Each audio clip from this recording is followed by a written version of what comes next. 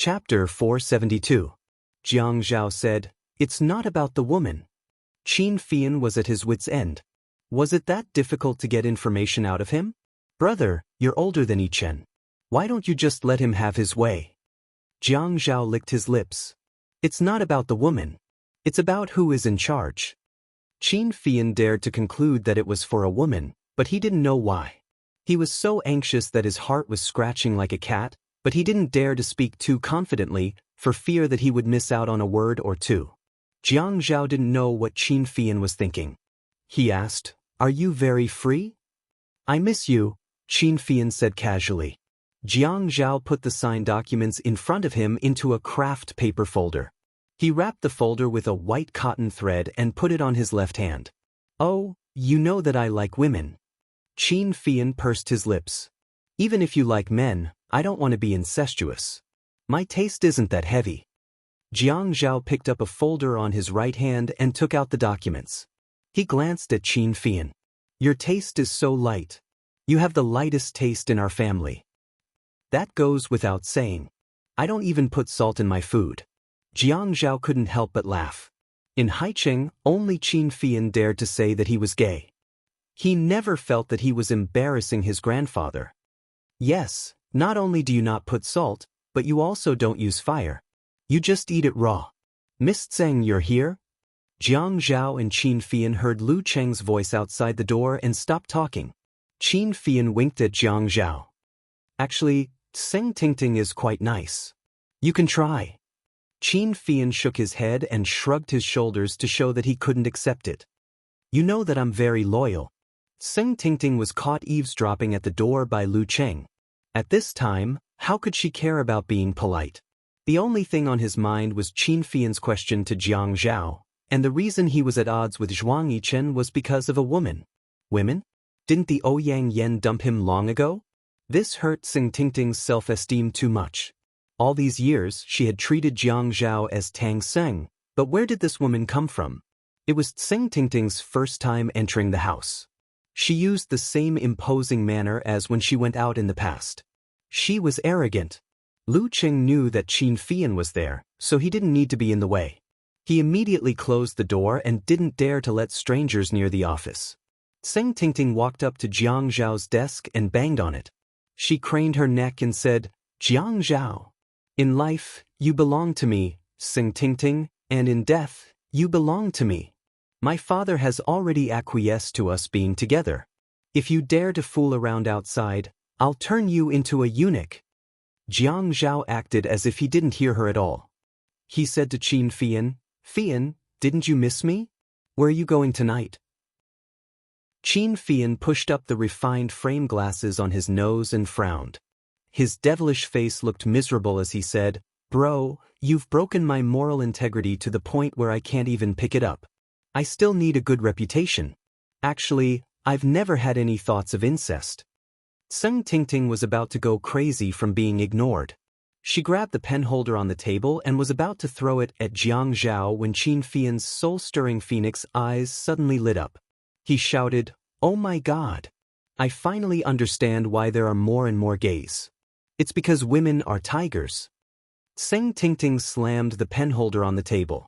She glared at Jiang Zhao with her black eyes. She lifted her chin and her neck tensed up. "Jiang Zhao, don't blame me for not reminding you. If I find out which woman it is, I'll kill her." After Tseng Tingting left, Qin Fian patted his chest. "She's too fierce. She doesn't look like a woman at all. Luckily I like men." Jiang Zhao said, "Your boyfriend might become like that one day." Qin Fian was cold outside, but he smiled mischievously after closing the door. He said, "Bro, my boyfriend is very understanding." Then he paused. "Oh right, that woman of yours?" He wanted to ask what she did, how old she was, and which family she was from. But he was afraid that if he asked, Jiang Zhao would think that he didn't know anything, so he didn't say anything. "Very ordinary." Qin Fian got up and leaned on the table. He lowered his head to look at Jiang Zhao's eyes. "Bro, so you don't like Sister Yen anymore?" Jiang Zhao said calmly, "It seems that you're really free. You're definitely not interested in studying the direction of the second subway line." Qin Fian immediately stood up and turned around. He went to the coat rack to take his suit. I'll go first. Bro, you're my brother. Jiang Zhao shook his head and chuckled. At night, Yi Er went to work at Peerless Beauty. She returned to her previous state of keeping a low profile. But she was mentally ill. She was afraid of delivering wine to Zhao Jun and didn't dare to step in. But her mother, Manager Wang, who was covered in knives, insisted that she go. She wore a waiter's uniform. According to the rules, she delivered the wine to the door and rang the bell to ask the princess to come out and get the wine. But the princess wanted her to deliver it personally. The reason was that someone was looking for her. Who? The princess looked around and whispered, "Second young Master Zhuang." Yi Er only felt that 2 of her 3 souls and 7 spirits were missing. She was not far from death. Well, our workroom is very busy right now. My dear princess, please help to deliver the wine. Of course, the result didn't change because of the pleading. Yi Er handed the wine to the princess in fear and entered the private room. Zhuang Yichen sat there calmly. His imposing manner made Yi Er panic. He raised his hand and waved at Yi Er. Yi Er was so scared that her legs trembled. Yi Er prepared for the worst. She didn't know what Zhuang Yichen would do to her, but she had to smile hypocritically. She was not the kind of young lady who would throw a tantrum easily and throw a wine bottle at a guest. She would slap him if he touched her, and she would fight him if he kissed her. She would brag if she did not come. If you dare to touch me, I will die in front of you. Forget it. If she really thought of herself as so noble, why would she come to this kind of place? Moreover, she wasn't even afraid of death. Why would she be afraid of living shamelessly? In this private room, there was only Zhuang Yichen and the princess. He didn't even call her Miss. Yi Er dared to conclude that Zhao Jun was the base of Jiang Zhao's group. It was just that she didn't have the chance to deliver the wine before. Young Master Qin. Yi Er stood still, bowed politely and called out timidly. Sit. Zhuang Yichen said coldly. Yi Er didn't dare to sit. After all, the lighting in the private room wasn't very good. Although she wasn't noble, she was still afraid of being violated by men. Go and get yourself a leather stool. Yi Er immediately turned around and asked the princess for a short, cylindrical leather stool. She carried it over and sat down across from Zhuang Yichen at the marble table. Zhuang Yichen leaned back, and his broad shoulders sank into the sofa. He spoke first. What's your relationship with Mayor Jiang? Yi Er pretended to be dumb. It's not smart to pretend to be dumb. I have nothing to do with him. Zhuang Yichen sneered. Then Mayor Jiang is really kind. Yi Er was afraid that she had said something wrong and continued Zhuang Yichen's words. She pretended to be emotional. Mayor Jiang is really working hard for the country and the people? Zhuang Yichen sneered. Miss from Yun University, aren't you afraid of meeting someone you know here? Yi Er didn't mind. If I meet them, I will definitely ask them to come over and take care of business. Young acquaintances will not come to such a private nightclub. Even if they meet uncles, they will not talk about it. They are afraid that she will spread rumors. You are quite open-minded. It's okay. It's just survival of the fittest. Zhuang Yichen chatted with Yi Er casually and texted at the same time. He also didn't ask Yi Er to leave. Yi Er kept looking at the princess bar counter near the entrance. Luckily, there were still people around. If she was killed, there would be witnesses. Suddenly, the private room's elevator doors opened. Ding! With a sound, the door of the sedan opened. Jiang Zhao's handsome face was gloomy, and there was a kind of travel-worn smell. When he walked towards them, he put on an expressionless face. Yichen, you are free, Jiang Zhao said and glanced at Yi Er, who was sitting on the leather stool. Yi Er face-bombed. Of course I am not as busy as Brother Zhao. Zhuang Yichen stood up and gave Jiang Zhao a friendly fist bump. Her heart was beating like a drum when she heard these 2 people talking like there was a needle hidden in cotton. Jiang Zhao sat down beside Zhuang Yichen and looked at Yi Er coldly. Why are you sitting here? Do you want to eavesdrop on our conversation? Yi Er was so excited that his heart almost jumped out of his chest.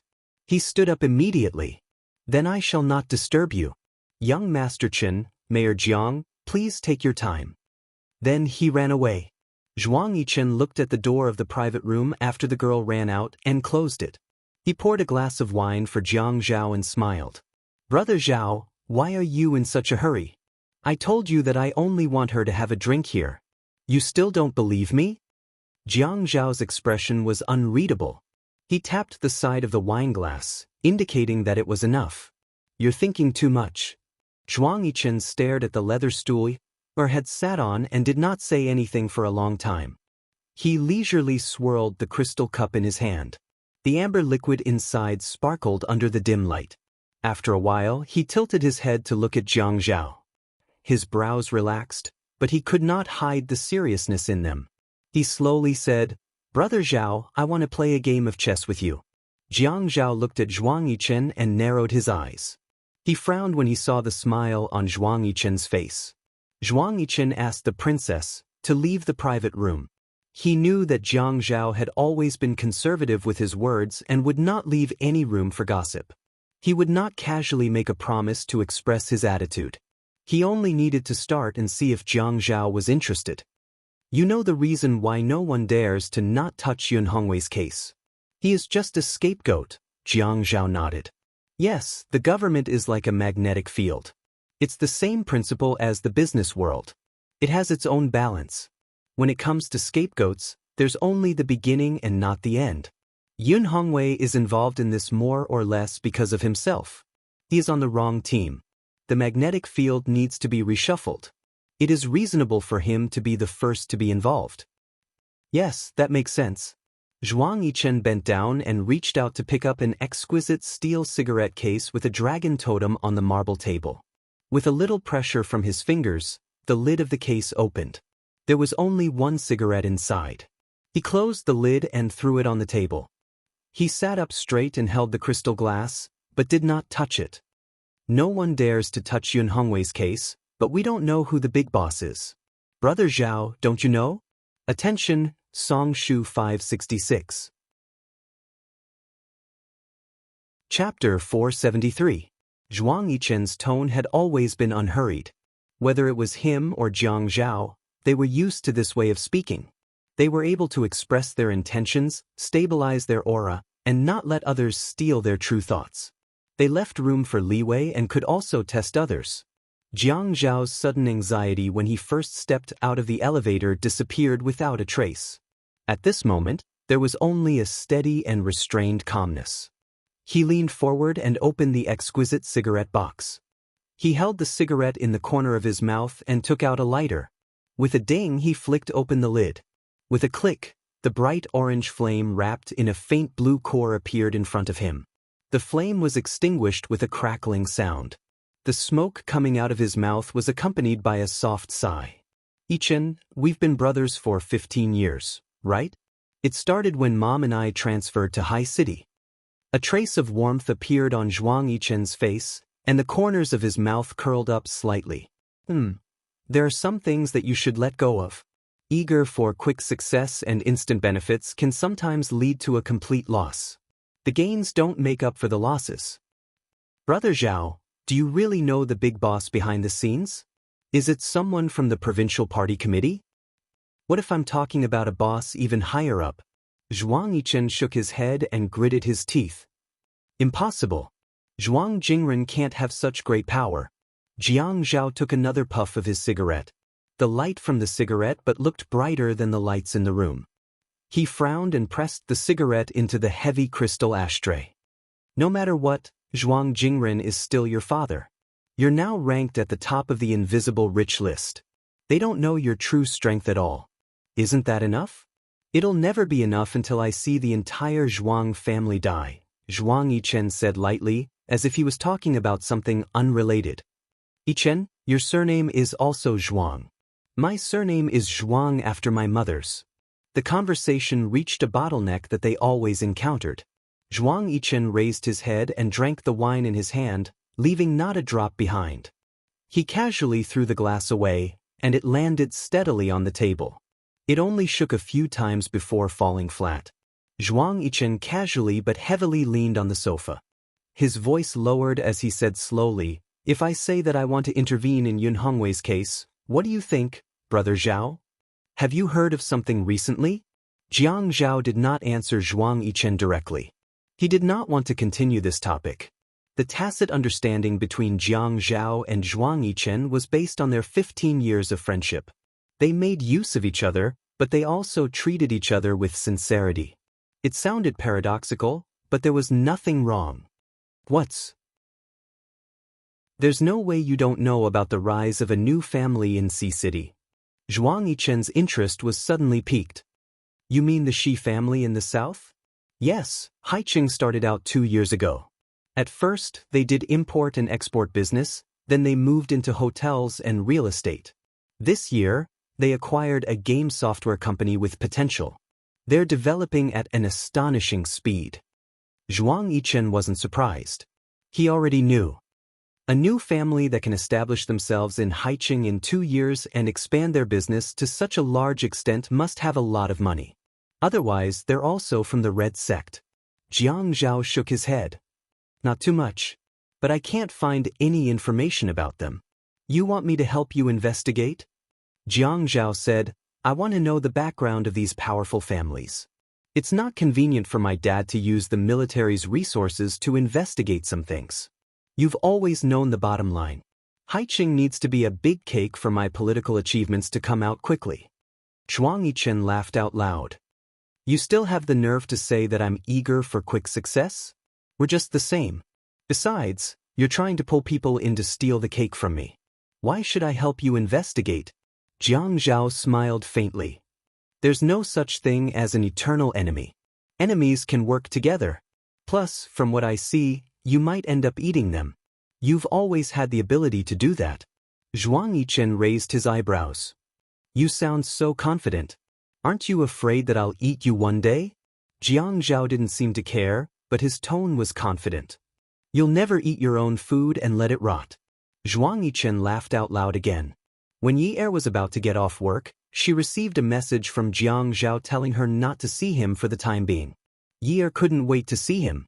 Whenever she saw that crazy iron plate, she had to pretend to be a grandson, a demure lady, and a pitiful one.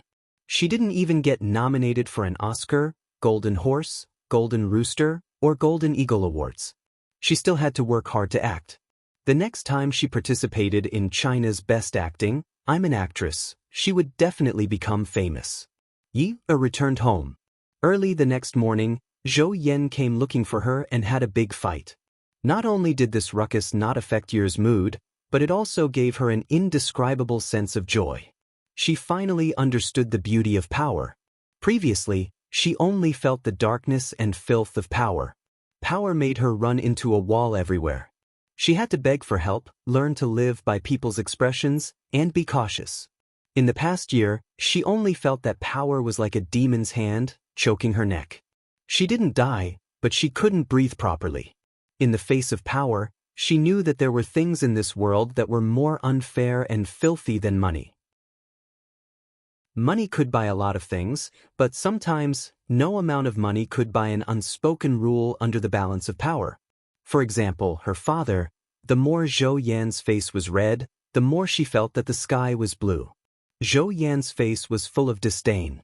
Yun Yi, whose bed did you climb into this time? Yi Er wasn't stupid enough to mention Jiang Zhao. Do you think everyone is like you? Climbing into the driver's bed? Don't blame me for not reminding you. The next time you come here to cause trouble, my mouth won't be shut because of our blood relationship. Shao Jie belongs to me. That's justice. Zhou Yan felt guilty, but she didn't want to be at a disadvantage. Nonsense. The president of the court is my university classmate. He changed his mind at the last minute. Yun Yi, I didn't expect you to be so cheap now. She knew that this matter wasn't so simple. Not only was Director Lin her classmate, but the Yuan family had also given her a lot of benefits. Now, all the money had been refunded. If Yun Yi didn't have someone above her, how could such a big change have happened? Yi Er smiled sourly. Oh, Mrs. Yuan, you're the wife of a wealthy family after all. You should pay attention to your manners when you speak. It's okay for me to swear a little, but for someone of your status, the stock price of the Yuan Corporation will fall if you say it out loud. After Yi Er finished speaking, he threw Zhou Yan away rudely. She almost fell flat on her face. With a bang, the door slammed shut. Zhou Yan was locked outside. No matter how much she slammed the door and cursed, Yi Er ignored her. Ever since Yi Er found out that her brother's matter had been resolved, she was relieved. She knew that she couldn't mention her father in front of Jiang Zhao. Since her brother's matter had been resolved, she didn't need to care about him anymore. Therefore, Yi Er, who was still sleeping in on Wednesday, immediately hung up after receiving Jiang Zhao's call. At night, when she went to work, she received a text message from Jiang Zhao. The content was for her to go to the apartment in the north of the city after work. She deleted it immediately. But, despicable. She had nothing to ask of him now. She could totally turn her back on him. After work, she went home at 2:30 a.m. and took a shower. Jiang Zhao's life had been smooth sailing. Even if someone wanted to fight with him, they didn't dare to do it openly. It had always been others who tried to curry favor with him. Because of his family background and his political achievements, the government naturally flourished. With such a smooth life, how could he tolerate Yi Er's malicious neglect? Therefore, when Yi Er came out of the shower and picked up an unfamiliar call, she only heard the man's cold voice. "Get down here immediately. 40 seconds. Otherwise, within 2 days, Yun Sijie will change his surname to Yuan." Yi Er felt cold from head to toe. How could she be so stupid? This matter was orchestrated by Jiang Zhao. It was easy for him to change his mind. How did she get carried away by joy at that time? This time, Yi Er was wrapped in a bath towel. She pulled open Jiang Zhao's car door and got in. Jiang Zhao raised his wrist to look at his watch. The lines on his handsome face seemed particularly stiff under the restless anger. He coldly mocked, "You've improved. 37 seconds. It seems like you want to see me even more than last time." Yi Er didn't care about Jiang Zhao's expression. She just wanted to act coquettishly and put her arms around his neck. "Lord, of course I want to see you. You're so handsome, confident and wise, Jiang Zhao." "Oh?" He slowly pushed Yi Er away and glanced at her. Last time, she took a shower and wore pajamas. This time, she ran out of the bathroom directly, right? This woman really needs to be taught a lesson. If I don't teach her a lesson, she will never know what is bitter and what is sweet. Such a handsome, confident, and wise man called you. How would you react? Yi Er laughed awkwardly and pretended to be excited. "Yeah, of course, I would be flattered." Jiang Zhao asked again, "Then what about texting you?" "Of course, I would be ecstatic." Jiang Zhao sneered. "So, being flattered means hanging up the phone. Being ecstatic means turning a blind eye?" Yi Er felt that she was not far from death. She immediately denied it.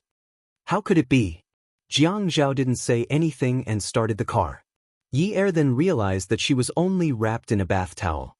She quickly pulled his sleeve and shook it. "Mayor, can you let me go home and get some clothes?"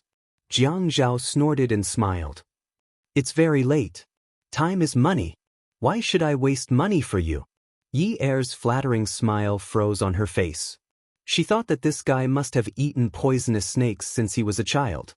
Otherwise, how could he speak so viciously? Yi Er pointed at the bath towel on her body and said embarrassedly, "Isn't this an eyesore?" Jiang Zhao put his hand on Yi Er's thigh and pinched it hard. His eyes were fixed on the road ahead, and a wicked smile hung on the corner of his mouth. "Don't you know that I like to see you without even a towel around yourself? This bath towel is really an eyesore." Yi Er took a deep breath. She was really defeated by him. She was originally tall. She was afraid that the car would be seen when driving out of the community, so she slid down. She hated herself for being so immature. Why couldn't she offend anyone? So, is this the consequence of biting the hand that feeds you? In ancient times, women dared to marry men easily. Why did she have to calculate it so clearly? Now, she was not afraid of what he would do to her when she went to the apartment in the north of the city. Anyway, it was not the first time. At most, it would be the same old tricks. She was worried about how she would come back tomorrow. Would she take a taxi out of the community wrapped in a bath towel? Why was Jiang Zhao so stubborn? Was he not afraid that she would go out and say that they were in a relationship? The more she thought about it, the more scared she felt. How strong was his heart? She was now the daughter of an economic criminal. Wasn't his stance a little too cold and indifferent? Awesome novel, Shinwoo 799. Chapter 474. Mayor, don't you think it will be bad for you if we are caught like this? Jiang Zhao replied casually, Huh? You want to report to the police? I don't dare to do that. I'm not that stupid. Yi Er felt she was not interested in talking to Dong Xuebing about these useless things. She should be more concerned about the things in front of her. Then I don't have any clothes. Will you send me back? Jiang Zhao turned and looked at Yi Er. Suddenly, he changed his cold expression and smiled gently. I had wanted to send you back. But it's late now. I need to rest. Yi Er quickly gave in and said, It's okay. You can sleep until you wake up. Jiang Zhao continued to look at the road while driving. He still has a gentle smile on his face, and his voice was filled with love. But my Xiaobao Bei, there are many people in the morning. If you get into my car like this, you will be an eyesore. When Yi Er heard Jiang Zhao calling her Xiaobao Bei, she almost vomited yesterday's dinner. But when she heard what Dong Xuebing said, she only wanted to find a big basin and vomit blood. This fellow looks like he is going to be soft-hearted. She thought he was going to be a gentleman. But in the end he was still taking revenge on her. She was thinking about what Jiang Zhao would do. When they first met, she tried to threaten him. This will not work. If this fellow could threaten her, she would not be raped by him. When they met at the nightclub, they were at loggerheads. This will not work either. If he could threaten her, she would not be forced to drink vodka. When they met the robbers on the streets, she would pester him and act cute. When she went to his place to seduce him and beg for his help. Oh my God, does he really like that kind of woman? That kind of woman who does not have any thorns? Are you kidding me? Mayor Jiang, you are too tasteless. You should at least have a better taste. For example, a woman with a better personality. That way, I will not have to act so hard. The car was parked in the garage. Yi Er took the keys and went upstairs first. Jiang Zhao slowly followed behind. As soon as he entered, Yi Er, who was wearing Jiang Zhao's pajamas, placed the shoes in front of him. Yi Er was tall to begin with. When she wore Jiang Zhao's pajamas, it could be used as a short dress. He was just right. When she looked at Jiang Zhao, she smiled brightly and said in a coquettish voice, Ah Zhao, shall I cook something for you? It's already so late. You must be hungry. I'm already boiling water. I'll cook some noodles for you. Without giving Jiang Zhao a chance to refuse, Yi Er dashed into the kitchen at the speed of a 100-meter dash. Jiang Zhao was 100% sure that the areas covered by his shirt were already covered with countless goosebumps, and they were even spreading to other areas beyond his neck. The goosebumps had already risen to his throat, and he wanted to quickly find a corner to shake off this mushy, bloody, and scalp-numbing thing. It was 2F*King disgusting. Yi Er did not care if Jiang Zhao was disgusting or not. She ran to the kitchen and almost vomited. She pretended to slap herself. Zhao? She wanted to take a pair of scissors and cut her tongue. How could she call him that? It was too disgusting. When an arrogant man was angry because someone had crossed his bottom line and was waiting for an opportunity to take revenge, he met a thick-skinned woman who only knows how to act cute and coquettishly. What kind of scene would this be? Jiang Zhao finally got rid of the goosebumps. But he stood at the same spot and did not know what to do. No one had taught him how to deal with this kind of woman. If she dares to threaten him, he will trample her to death. If she dares to talk back to him, he will crush her to death. If she dares to fly her claws around like Tseng Tingting, he will pull out her teeth. But she was like a piece of sherry, soft and soft. You can knead and pinch her, and she will let you do as you please. If you pinch her too hard, she will even reveal a variety of fruit sandwiches. It's so disgusting. Jiang Zhao held his forehead and walked to the kitchen. He opened the glass door and looked at the woman with her long, white legs. Jiang Zhao looked at the woman who was cooking noodles. It was such a waste to cook noodles with such a seductive scene. Remembering her revenge, he spoke harshly. I didn't expect that Miss from Yun University's slender fingers would also be exposed to the sun. Yi Er was cutting scallions and ginger on the chopping board. She did not raise her head and just shrugged her shoulders. She focused on the knife. I didn't do it before, but my father got into an accident. Other than the villa with my grandmother's name on it, everything in my house was sealed. The money in my bank account is the pocket money that my father usually gives me, so I don't dare to use it carelessly. It's too expensive to eat at high-end restaurants. Jia would have diarrhea after eating at small restaurants outside, so I learned how to cook by myself. At first, I just had to cook it until it was cooked, but Jia's body was still growing. In order to let him eat more, I started to learn how to cook dishes that look, smell, and taste good. It's actually very simple. Yi even laughed out loud after she finished speaking. At this moment, Jiang Zhao had already turned around and left. When Yi heard the glass door close, she tightened her grip on the knife's handle. She looked at the green and white scallions with sparkling and translucent water droplets dripping onto them. She stroked her face with her index finger and then put it into her mouth. So it was this bitter. Yi didn't understand many things in the past. For example, how did her father, who started from scratch, become a financial criminal? She didn't understand why after her father got into an accident, her mother left, her relatives distanced themselves from her, and her uncles became strangers to her. She didn't understand why actors had to sleep with directors. Why did models have to sleep with sponsors? She didn't understand because she wasn't even 18 years old at the time. Now she understood. Because she had spent more than 10 years of other people's lives in this 1 year, she understood that the princesses of this world should live in fairy tales. They shouldn't have to do any household chores, while the commoners should know the cruelty of reality. They should know that humans couldn't win against the heavens. The only thing that could win against the heavens was luck. If she was still the same as before, she would have thrown the kitchen knife at Jiang Zhao. Cut scallions and cook noodles? Cut your brother, cook your sister. To Yi surprise, Jiang Zhao didn't make things difficult for her anymore. It seemed like this vicious guy really liked women who were obedient and didn't have any thorns on them. Because he seemed to have forgotten that he should glare at her a few more times and mock her more.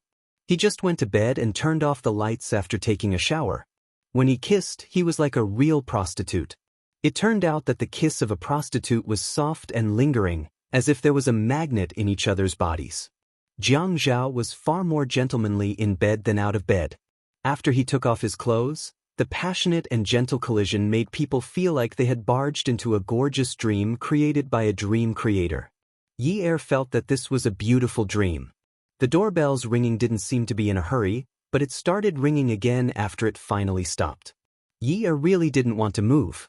She reached out to push Jiang Zhao to open the door, but when she reached out, it was empty. The spot where the person was sleeping next to her was no longer warm. She reached out to grab the clock on the bedside table. Oh my God, it was 11:30. Jiang Zhao had already gone to work. She put on Jiang Zhao's pajamas from yesterday and looked out of the peephole. She was shocked. It was Lu Cheng. Was Lu Cheng here to pick up Jiang Zhao? She didn't dare to open the door. Her phone rang, so she ran to the bedroom to get it. When she picked it up, it was a call from Lu Cheng. Yi boss asked me to bring you some clothes. Yi's face was as red as a monkey's butt. When she opened the door and saw Lu Cheng, her face was still red. It was very awkward. Lu Cheng looked around cautiously and passed the shopping bags to Yi. He didn't look uncomfortable or embarrassed. Even if the person in front of him was his girlfriend's best friend, he was still able to keep a straight face. Yi, I will leave first. If you need anything, just give me a call. Yi saw Lu Cheng leaving and quickly stopped him. She paused for a while and said softly, Lu Cheng, I think I should tell Ling Ling about this myself. Lu Cheng said, it's better to keep this a secret. It's better not to tell anyone. Those who know about this will not get any benefits. Yi was amazed by the mayor's secretary's quality. She closed the door and took out her clothes to change. It was an ankle-length dress made of mulberry silk. It was white and had a hem. When the wind blew, it would definitely flutter. The chest and shoulder straps were handmade. The quality of the fabric and workmanship was good. She didn't even need to look at the price tag to know it was expensive. Jiang Zhao wanted her to dress like Xiao Longnu? If she were to wear this dress outside, people would laugh at her. To match the dress, Yi even tied her hair into 2 loose braids. She looked as pure as a fairy. Lu Cheng returned to the deputy mayor's office. He had completed his task. Jiang Zhao rolled up his sleeves and frowned as he stared at the documents. When he raised his head to look at Lu Cheng, he gave him a smile that made Lu Cheng at a loss for words. Jiang Zhao gently tossed the document in his hand aside and lazily sat on the leather chair. Lu Cheng, do you know why I asked you to deliver the clothes today? Lu Cheng replied, this is because boss trusts me. Jiang Zhao laughed. Actually, I want to see if Mayor Chen's men have the guts to report my private matters to him. Lu Cheng looked at Jiang Zhao, who purposely paused for a moment. He was furious. Jiang Zhao continued, you are Zheng Ling's boyfriend. You know better than Yun Yi what happened to Yun Hongwei. He had chosen the wrong side and became the victim of the power struggle. Don't think that I don't know that you were pretending to be drunk and allowed Zheng Ling to steal the room card. You did not release those photos because you felt that Mayor Chen did not know about it. Lu Cheng knew that Jiang Zhao was a shrewd person, but he did not expect him to be so shrewd. He could not hide his panic. Boss, actually you are right. A good bird chooses a good tree to nest in. Mayor Chen's title does not have a deputy in front. Jiang Zhao purposely said. Lu Cheng could not take it anymore. He immediately expressed his stand. Mayor Jiang, I have always been on your side. Lu Cheng had always been close to Jiang Zhao and addressed him as boss. But this time, he had to use honorifics. Jiang Zhao nodded his head in satisfaction and asked Lu Cheng to leave the office. His smile faded as he took out his phone and dialed a number. His gaze fell on the door lock that Lu Cheng had closed. The light in his eyes grew deeper and deeper. After the other side picked up, he said in a deep voice, Ichan, let's start setting up that big game of chess. Add, Shinmu 799. Chapter 475. Jiang Zhao hung up and received a call from Qin Fian. I know, but Fian, Professor Shen doesn't like people to disturb him. I know Grandpa loves his paintings. Okay, I'll take care of the painting. Okay, I'm hanging up. He leaned over and pressed the extension. Lu Cheng, check if Professor Shen from the School of Fine Arts has a class this afternoon. Yi Er went to Wutong Art Street in the afternoon to find the boy to pay for the painting. The boy looked at Yi Er's white dress that trailed behind her. Her two loose braids looked especially refreshing. He was stunned for a moment. Yi Er explained the purpose of her call, but the boy said, if you want to pay, I'll throw the painting away. Also, you can come and get it tomorrow. I didn't bring it today. The boy looked at Yi Er's helpless expression and smiled. He was smiling because she was always afraid that he would have difficulties in life, but how could his life be troubled by money? I didn't bring the painting. Take me to your school to have fun. Yi Er had taken a break from school and didn't go to university. She was envious of the university life of people her age. The boy was stunned. Where did he go to school? My school? Yi Er pointed at the entrance of the university not far away. Aren't you from the School of Fine Arts? University was really a good place to fall in love. On the benches under the shade of the trees, by the artificial lakes sparkling under the sunlight, and by the winding paths leading to a secluded place, there were couples everywhere. They were around the same age, a perfect match. On the thick and soft lawn, a young man and a young woman were lying on their hands. The boy looked at the sky and suddenly wanted to know more about her. He asked softly, how old are you? Yi Er said, 19. Where did you study? I took a break in my 3rd year of high school. The boy was silent for a while. What's your name? Yun Yi. Oh. Yun Yi. The boy murmured softly and stretched out his hand. His slender fingers were slightly translucent as if the sun had penetrated through them. He opened his palm and looked up through the gaps between his fingers. Yi was a white cloud in the sky. It's a very nice name. Oh, is that so? My brother always says that my name is tacky. How could that be? Look at the clouds in the sky, they're beautiful. Yi Er closed his eyes and took a deep breath of the air. It was filled with the smell of grass. That's because the clouds you see now are white clouds that are like cotton candy. Behind them is a blue sky. With the blue sky as support, it is a kind of fresh beauty. But, in a few days, Dark clouds will definitely cover the sky. The sky will be dark and gloomy, and the clouds will no longer be white clouds. How can it be beautiful? The boy sighed softly. Yi-er turned around and put her arm next to her ear. The boy was lying on his side in the same position as her, looking at her. Yi-er looked into the boy's eyes seriously. She gazed at the pair of clear pupils in his eyes and reached out to stroke his eyebrows. She sighed and said, "You're the prince in fairy tales. How can you sigh? You should have the most beautiful smile." The boy held his breath and asked calmly, "If I'm a prince, what are you?" Yi-er's eyes darkened. "I should be a witch." The boy's heart was suddenly whipped. He frowned and asked, "You didn't go to school. What do you do for a living?" Yi-er turned around. The warm sunlight couldn't do anything to the shade of the tree. She lay there comfortably and looked at Yi-er and the white clouds in the sky. What did she do for a living? A woman who traded her body for safety. What did she do for a living? The boy stared unblinkingly at the girl who was lying flat and no longer looking at his eyes. He saw the tears rolling down from the corners of her eyes. When he reached out, he heard her voice that seemed to be floating from the sky. It was faint and intermittent. "I sold my body. Actually, at first, I wanted to rely on myself. Later, I felt that I was too naive. Look at the dress I'm wearing today. It's so beautiful. It's so expensive.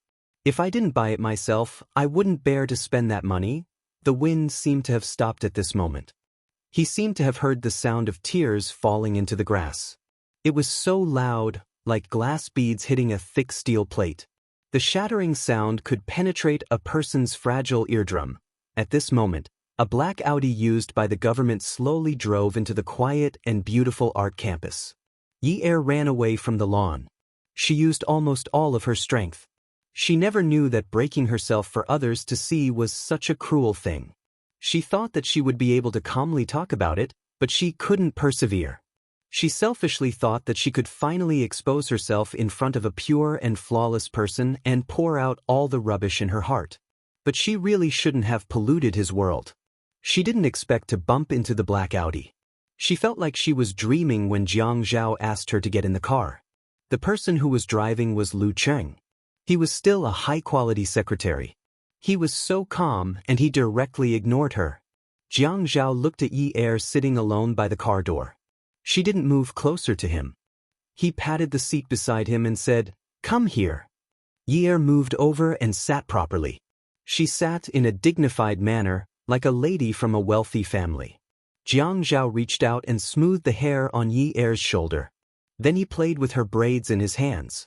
She looked pretty good dressed like this. This girl was quite malleable. When he saw her running out like that, he was shocked. When she turned to look at the car, her eyes widened in horror. She was wearing a white dress and had 2 braids. Standing there, she looked like a little white rabbit. Thinking of this, he couldn't help but soften his voice. "What are you thinking? The car on campus is driving so slowly, but you can still hit it. You're really something." Yi-er didn't care that the driver was Lu Cheng. She shamelessly burrowed into Jiang Zhao's arms. She buried her face in his chest and hugged his waist. She didn't want to explain anything to him. She hated arguing with him. "I missed you." Lu Cheng drove. He didn't look at the rearview mirror. He looked straight ahead seriously. He knew that he was the one who was suffering the most in the car. Jiang Zhao specially brought him, a spy, with him. He knew the most intimate things. If it was in the past, when he had just started working with Jiang Zhao, he would definitely have other thoughts. But now, he knew Jiang Zhao's methods better than anyone else. Not only could he not mention this to anyone, he might even have to cover it up for them. If there were any rumors outside, he would be the one who would end up the most miserable. Jiang Zhao sat in the car. With others around, even if he was naked, he still had a gentlemanly demeanor.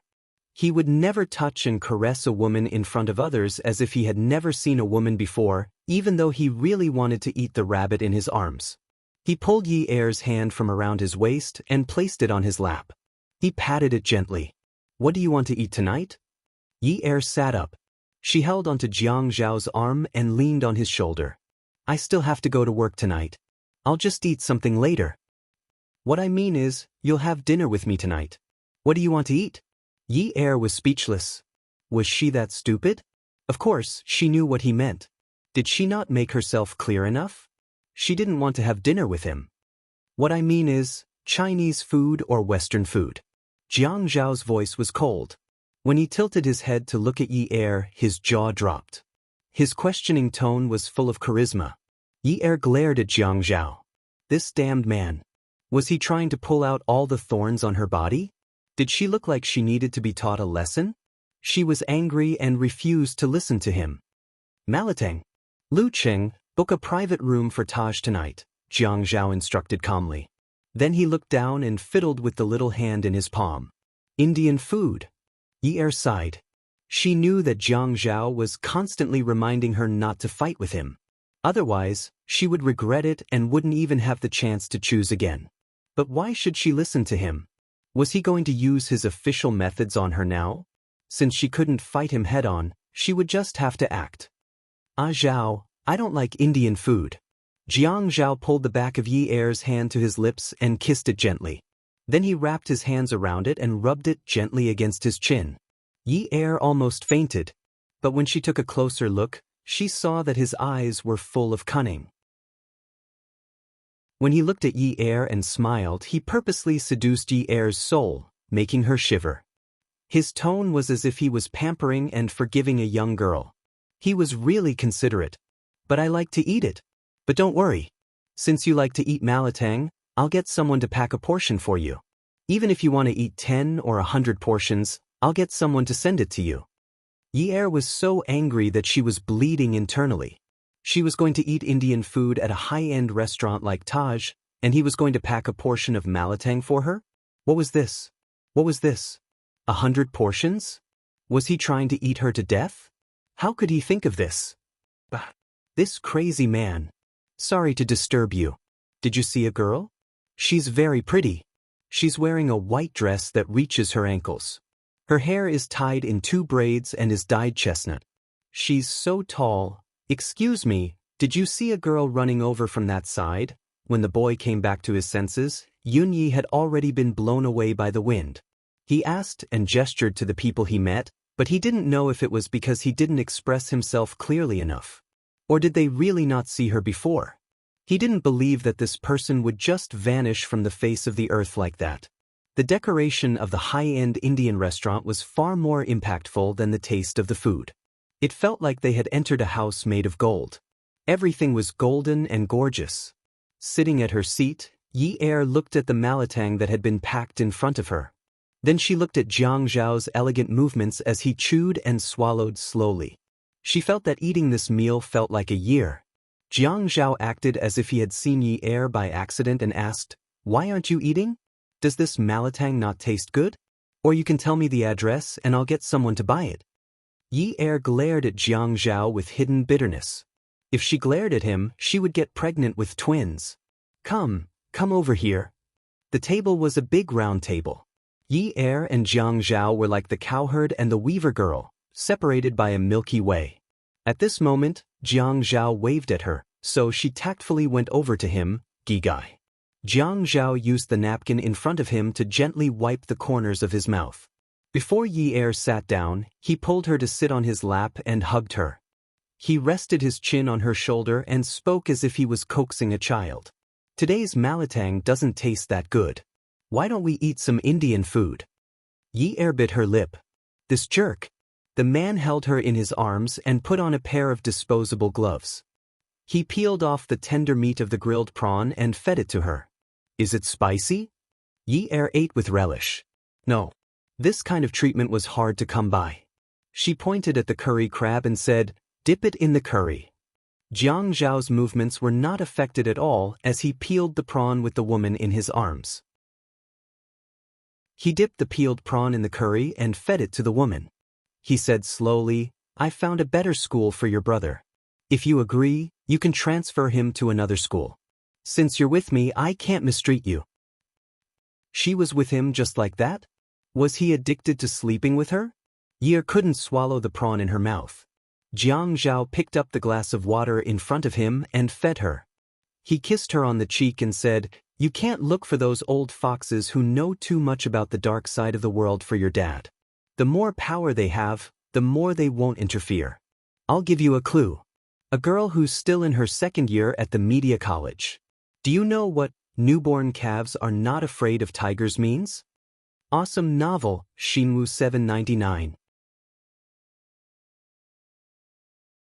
Chapter 476. Ye didn't say anything as she digested every word Jiang Zhao said. So today's meal wasn't simple. Was he trying to help her? This was too sudden. The benefits were too great. She smiled and asked, "How should I thank you?" His thin lips curved meaningfully.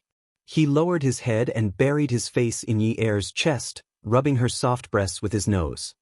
He said softly and ambiguously, "What do you think?" Yi Er was puzzled. Since Jiang Zhao said that she was going to be with him, why didn't he just keep her as a mistress like other people? He should have at least said something like, "I don't want you to work at that kind of place," like Min Zikai did. He didn't do anything. At night, she changed into her waitress uniform and went to work at Peerless Beauty. Yi Er held a bottle of red wine in one hand and a cloth in the other. She carefully wiped the dust-free bottle of red wine. Her mind wandered. With more than a year of experience in society, Yi Er instinctively felt that something was wrong with Jiang Zhao helping her. Could it be that Jiang Zhao wanted to use her? Impossible. What could he use her for?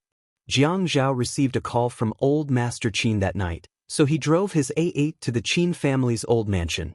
The Qin family's old mansion was a traditional Chinese courtyard house. It was divided into a front yard and a backyard.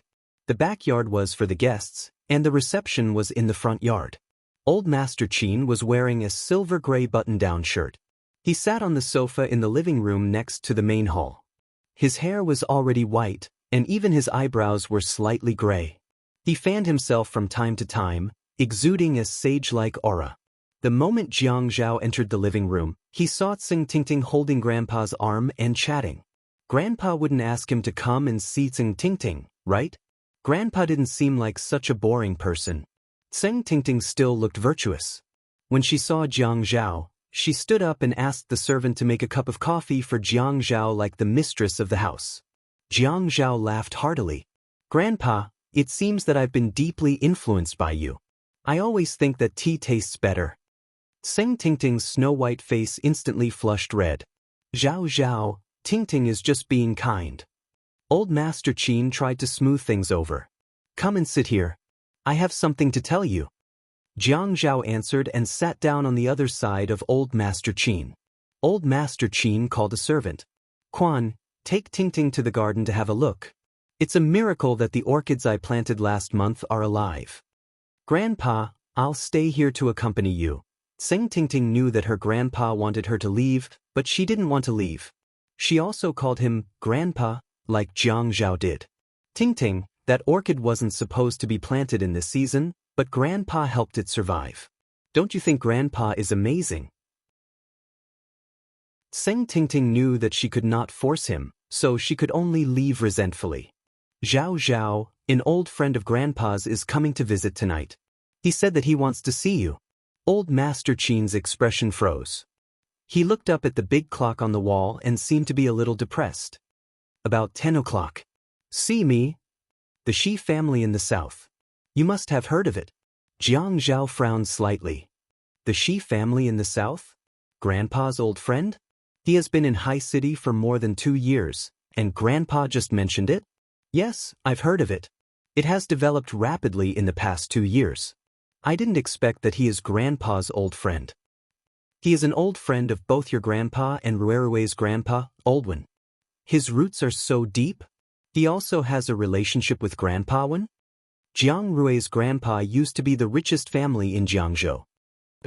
"It's just that the 4 of us have taken different paths. I didn't tell you before because I felt that some things were too sensitive. Grandpa wanted to protect you too much and hoped that your future would be smoother." Jiang Zhao felt that the situation was serious because Grandpa would not frown from time to time even if his tone was serious. He put the blue and white porcelain teacup on the table into Grandpa's hand. "What's the sensitive thing in this?" Grandpa lifted the lid and took a sip. "My old friend's surname is not Shi. 12 years ago, he was the biggest underworld boss in Asia. You must have heard of Lei Zhentian. Although you were only 17 years old at that time, you must know who he is now. Jiang Zhao could not help but frown. Change his surname? Grandpa sighed with some regret. 12 years ago, there was a mole around him. The enemy killed the Lei family. In the end, only he and his grandson survived. He was also afraid of cutting off the bloodline of the Lei family, so he changed his surname and tried to clear his name. But even if he didn't say it, I also know that such a big underworld force can't be completely cut off. I've already used the excuse that you have something to do and rejected him many times. But Zhao Zhao, when your grandfather was young, he was also a hot-blooded and righteous man. In the past, we were friends who had gone through life and death together. We can't just refuse to see each other just because you said so. You can only grasp the propriety of this. Moreover, in the path of politics, you have to deal with different people. Yes. Grandpa, I understand. At this moment, a car horn sounded outside the mansion. After a while, the butler, Uncle Wu, walked over and said respectfully, "Old master, the guests have arrived." Jiang Zhao got up and helped Grandpa out of the living room. They stepped out of the main hall and walked on the blue stone path towards the main door. The red lacquered door of the old Chinese-style mansion opened with a creak. 3 people walked in. The old man in the lead was full of energy.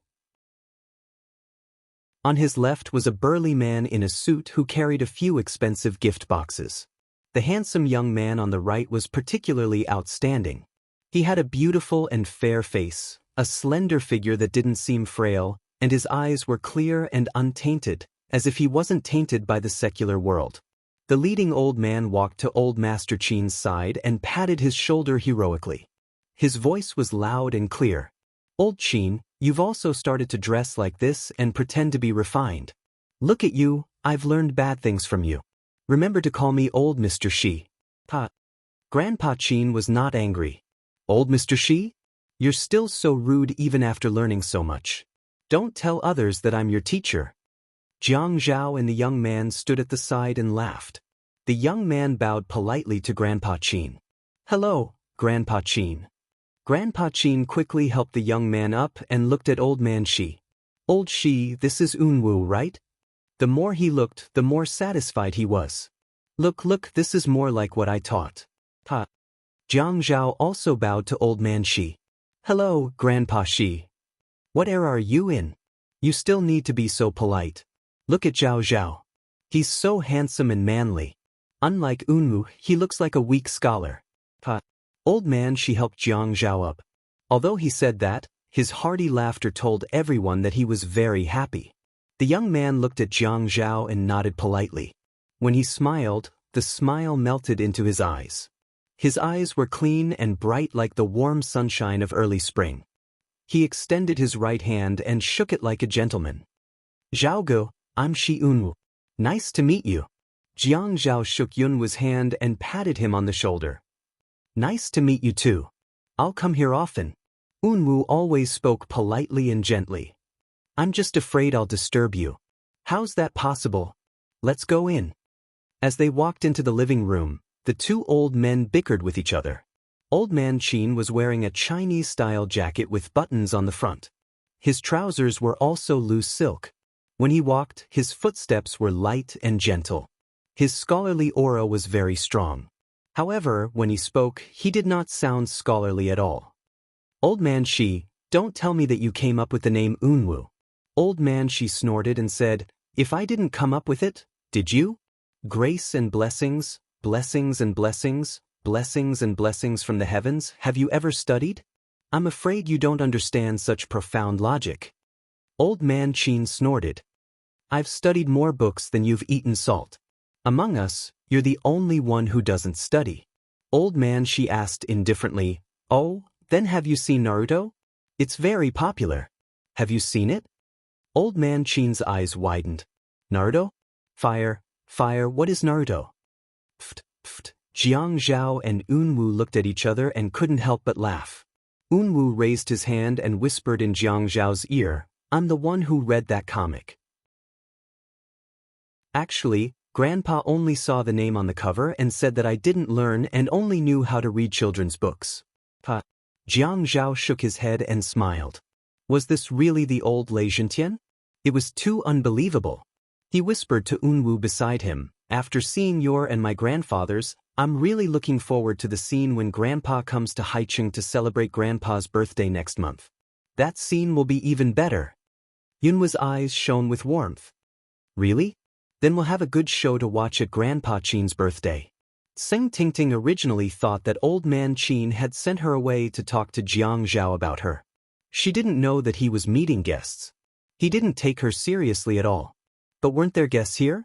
She thought about the purpose of her visit today. Yes, purpose. She had hired a private investigator, and he had indeed taken a photo of a woman today.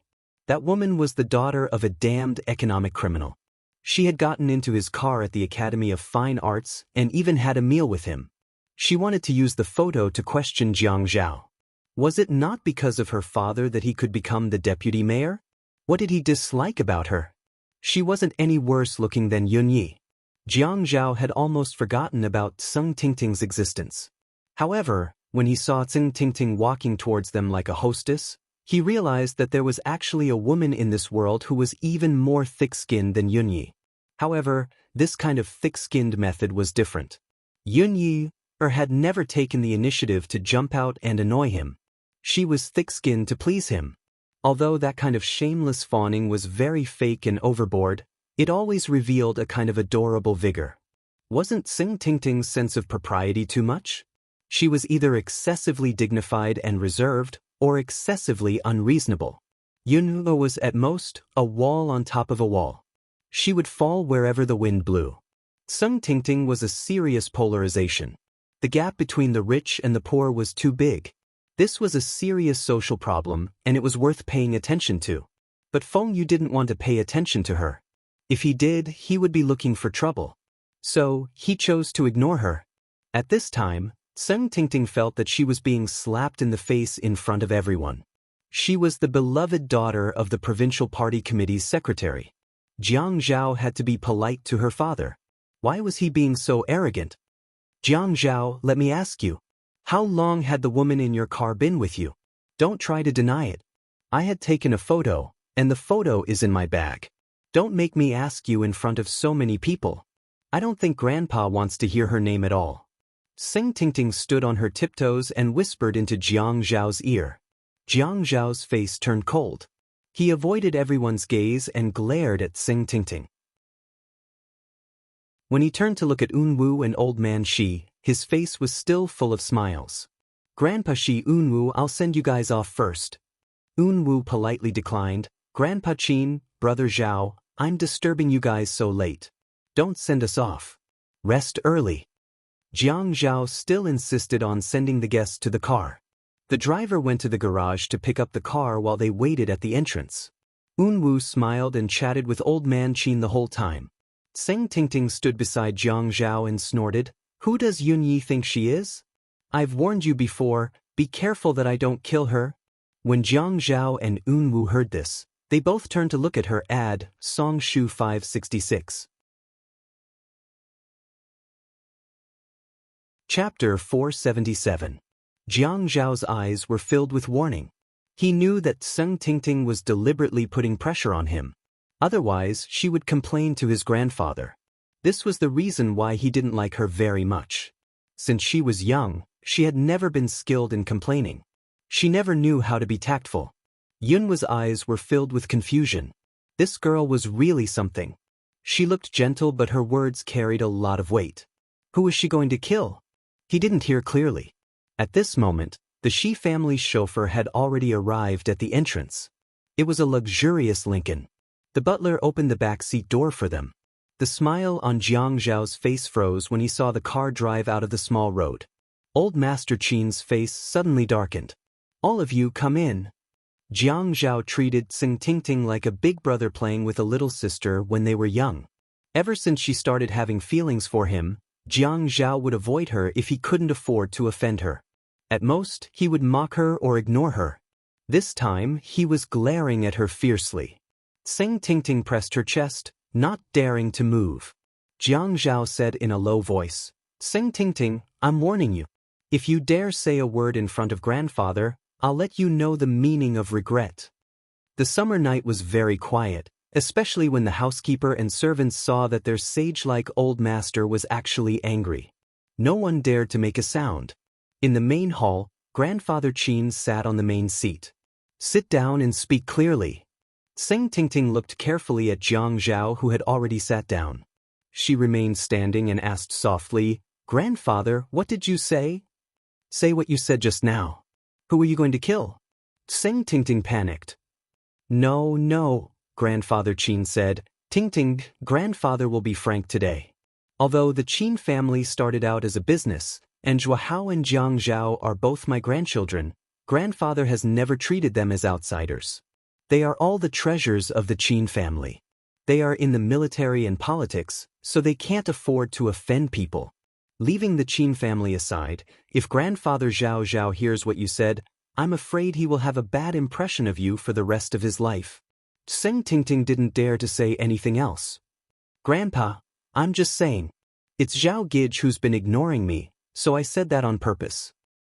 Tingting, you've been following Zhao Zhao around and calling him brother since you were young. I've always treated you like my granddaughter. You have to know your place. You should know what you should say and what you shouldn't. If word gets out, how will Weigua deal with you? Grandpa. Sing Tingting was at a loss. Old Master Qin didn't ask her why she said that. Instead, he kept blaming her. What did he mean? Granddaughter? Wasn't she his granddaughter-in-law? From the beginning to the end, Jiang Zhao never looked at her. Even when Old Master Qin kindly called the butler to send her off, Jiang Zhao never came out to send her off. He didn't even ask her for a photo. Was he so sure that she wouldn't spread the photos? So when she was driving, she still gave him a call. Jiang Zhao, do you believe that I'll let people know tomorrow that you're with the daughter of an economic criminal? The man on the other end of the phone said disdainfully, I wonder what it's like to be a businessman. I'd like to give it a try. Then, the man's voice suddenly deepened. With a hint of viciousness, he said, I can tell you her address. Don't you dare lay a finger on her. Sing Tingting, don't blame me for not telling you clearly. Since she's with me, she's mine. From now on, I'll teach you a lesson even if there's a scratch on her skin. Jiang Zhao hung up the phone and returned to the main hall. He sat down on the side seat. Old Master Qin didn't have the seriousness he had when Sing Tingting was around. He softened his tone and said, Zhao Zhao, I've always thought that you're easy to manage in our family. Unlike Fian, who only knows how to piss me off. Can't you let Grandpa stop worrying? What's the name of the daughter that Tingting mentioned just now? Grandpa didn't hear clearly. Jiang Zhao thought to himself that it was a good thing that he didn't hear clearly. Huh? Grandpa, can't you let me keep some secrets? Men need private space. Old Master Qin snorted in dissatisfaction. What if it turns out to be like Fian in private? Are you going to ask Grandpa to vomit blood? Fian will return to the right path one day. Old Master Qin sighed. He's not on the right path. He wants to play around. I'll let him be for now. At this point, his tone suddenly became heavier. He snorted and said, but in a few years, if he doesn't give birth to a son with the surname Qin, I'll strip him naked and hang him at the entrance of Haicheng's toll booth. Jiang Zhao's facial features were masculine and handsome, but at this moment, his smile was exceptionally soft. He stood up and walked behind Old Master Qin to massage his shoulders. Grandfather, I suddenly don't want Fian to return to the right path. I don't know if you mean stripping her naked. Do you mean stripping his underwear as well? You child. Ha. Old Master Qin placed his hand on the back of Jiang Zhao's hand and patted it dotingly. Zhao Zhao, Grandpa knows that you don't like Tingting's domineering personality, but she's still the daughter of the provincial party secretary, Zheng Weigua. If she goes overboard with some things, Weigua will feel that we're not giving him face. Our family doesn't need to fear anyone, but there's one point of view that I share with your grandfather. It's not good to have big grudges or small grudges. Only by doing business amicably can we make money and prosper. The next time that girl pesters you again, your attitude should be slightly better. I've made Grandpa worry. I'll take note next time. Jiang Zhao left the Qin family's old residence, his mind thinking about Zheng Tingting's words. His heart was in a mess. That girl was very dignified outside, but once she was away from everyone, she would do anything. Since there was a private investigator, would there be someone who specially followed Yunyi? What if she was followed? No, he had to go and take a look at the peerless beauty. Ye didn't get to wait for Zheng Tingting's coercion. Instead, she was forcefully kissed by Min Zikai. During this period of time, Min Zikai had been sent abroad by his mother on a business trip. He ran over as soon as he got off the plane. He caught Yi Er and dragged her to the corner of the emergency exit to kiss her madly. Yi Er felt that she was too powerful. Last time when she wanted to make a deal with Min Zikai, he wanted to kiss her, so she let him. But wasn't her matter already settled by now? Moreover, Jiang Zhao seemed to be involved in her father's matter. She didn't need him anymore. Since she didn't need him, why should she let him take advantage of her?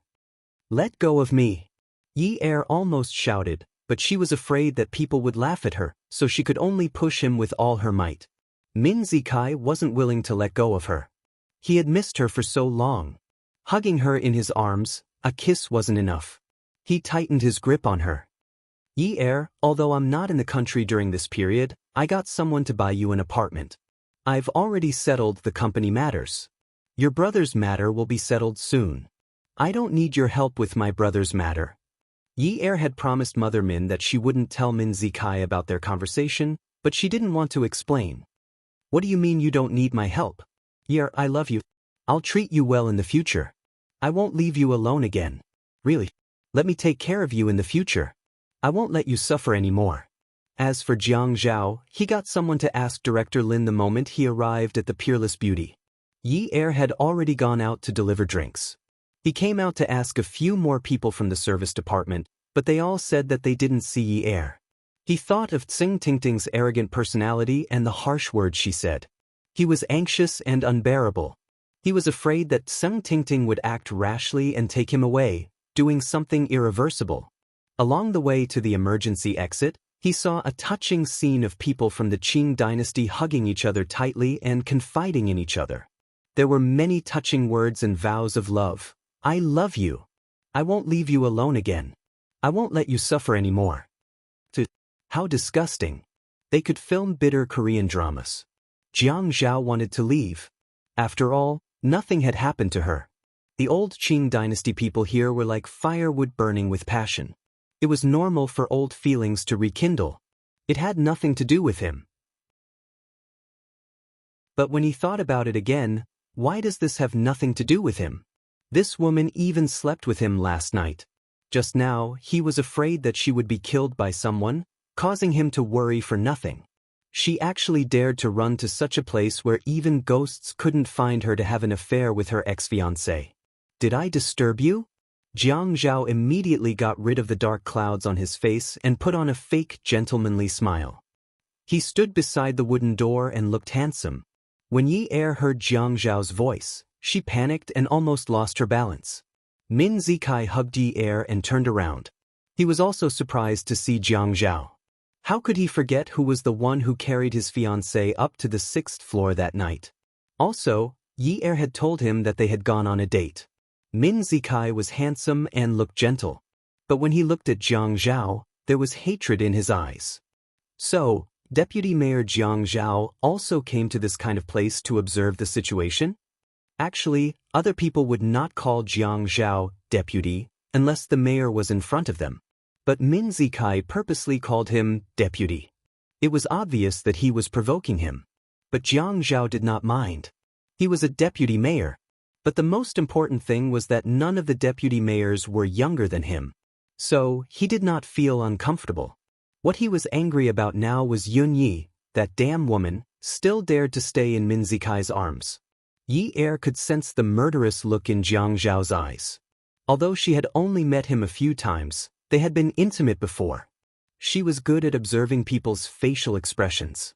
How could she not know that Jiang Zhao was angry?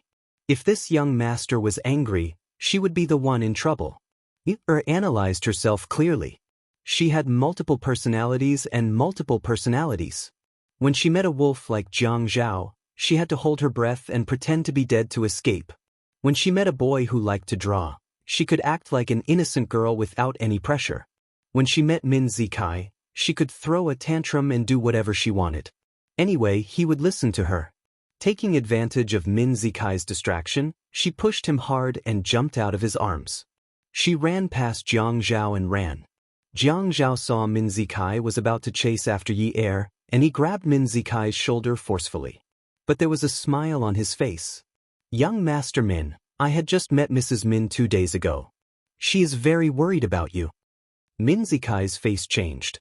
He shook off Jiang Zhao's hand and massaged his shoulders. "Deputy Mayor Jiang, you don't need to worry about me." After saying that, he turned to leave. Add, Shinwu 799. Chapter 478. Jiang Zhao patted his cufflinks and said calmly, "Seems like I am overthinking.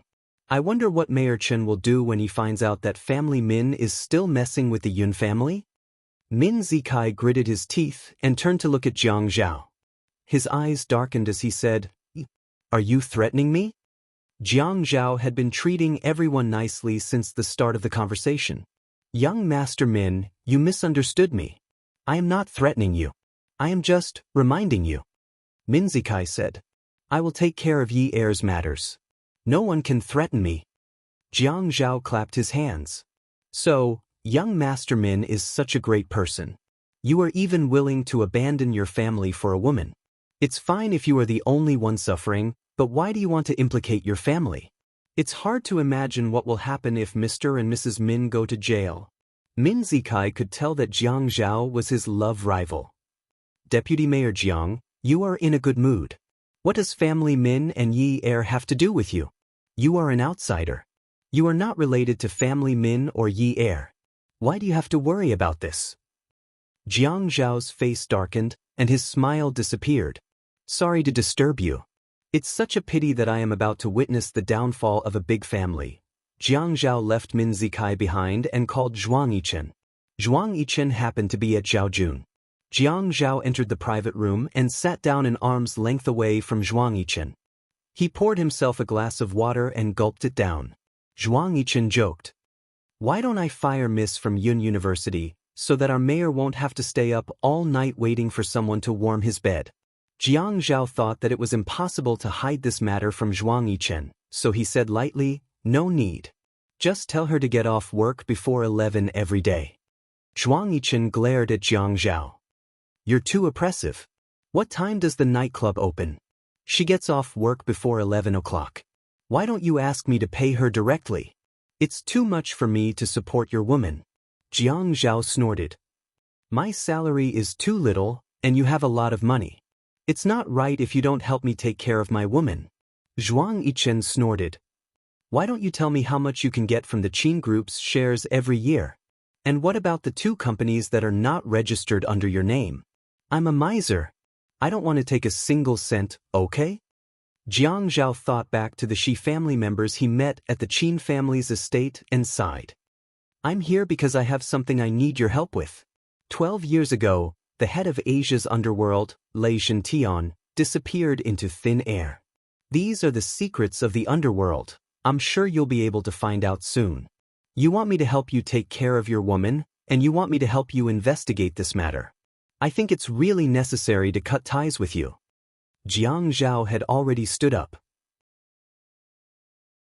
He took a small box from the princess bar and put a key and a community access card into the box. He glanced at Zhuang Yichen and said angrily, "After cutting ties with me, you want to be with Fei Yan? You're such a fickle man." Forget it. I'll just live with you. Fei Yan's taste is too strong. I'm afraid I'm not good enough for him." Jiang Zhao laughed. "Smart people understand when you think about it. There's no limit to communication." Zhuang Yichen couldn't help but laugh. "You're shameless." When Yi Er received the small box from her mother, Manager Wang, she was lying on the table doing statistics. She opened the box and knew that it was sent by Jiang Zhao.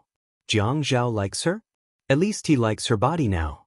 But what if one day he doesn't like her anymore? Will he still help her with her father's matter? Seeing that Manager Wang still hadn't left, Yi Er's mind turned. The best person to grasp a man's mind was a woman who had been through hardships.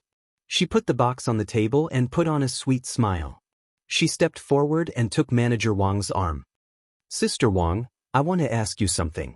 Manager Wang's eyes were sharp. Last time when Yi Er fainted after drinking, it was the mayor who personally sent her to the hospital. Just now, the higher-ups said that in the future, Yi Er could get off work at 10:30. Such special treatment? There must be something strange. It was not appropriate for anyone to ask about the background. Yi Er finally expressed her goodwill. She heaved a sigh of relief. Go ahead. Yi Er looked around and asked softly, how do you make a man work for you wholeheartedly? Manager Wang was overjoyed when she heard this. She almost taught her everything. Make him fall in love with you while he is still fresh. But it's too extravagant to talk about love with a man. It's more reliable for a woman to ask for something practical while she is still young. Yi Er listened attentively. Talking about love was too extravagant, but she didn't believe it. Wang Daji had already turned the tables on the goddess, Dongjie. She, Yunyu, was once a fair, rich, and beautiful woman. She couldn't possibly lose to Wang Daji, right? She must get Jiang Zhao. Today was the earliest day that Yi Er had ever gotten off work, and it would always be at 10:30 p.m. in the future. She knew that this was all arranged by Jiang Zhao. She went home and packed 2 sets of clothes, then took a taxi to the apartment in the north of the city. After taking a shower, when she got into bed, Jiang Zhao was already asleep. Tore off the towel on her body and hugged him from behind. Her chest was pressed against his broad back and her soft little hands were on his chest. Her little mouth landed on the back of his neck and she called out softly, Ah Zhao. Jiang Zhao was a very vigilant person. When Yi Er came back, he was already awake. He was angry at what he saw at the exit.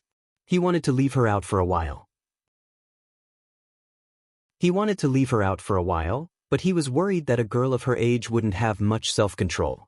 If he didn't interfere, she would have slept with her ex-fiancé. His heart instinctively minded that kind of messy relationship, so he asked Zhuang Yichen to get someone to send the house key to her. Even so, he couldn't change his policy of leaving her out. In the end, she pressed herself against him naked. He still wanted more of her body, so how could he stand her teasing? What's going on with Min Zikai? He tried his best to suppress the rising lust in his body and pretended to be serious as he asked. He just came back from abroad and wants to get back together with me. But aren't I with you now? I already rejected him before you came. Ah Zhao, what happened today was my fault. If I had more strength, I would definitely have been able to push him away. Yi Er reached out to turn on the bedside lamp. She hugged Jiang Zhao's neck and extended her slender arm in front of Jiang Zhao. She pouted and said pitifully, Look, he's bruised my arm. When I was bathing just now, I was shocked. If I had gone along with him, I wouldn't have ended up in such a sorry state. Jiang Zhao frowned and turned over the woman's other arm to take a closer look. That's right, it was blue and purple. How much strength did he use? Fortunately, it was only on her arm. The mark on her chest was left by him. If he saw a fresh mark, he would really teach that stinky brat who didn't know the immensity of heaven and earth a lesson. It seemed that he had hit her quite hard in the past.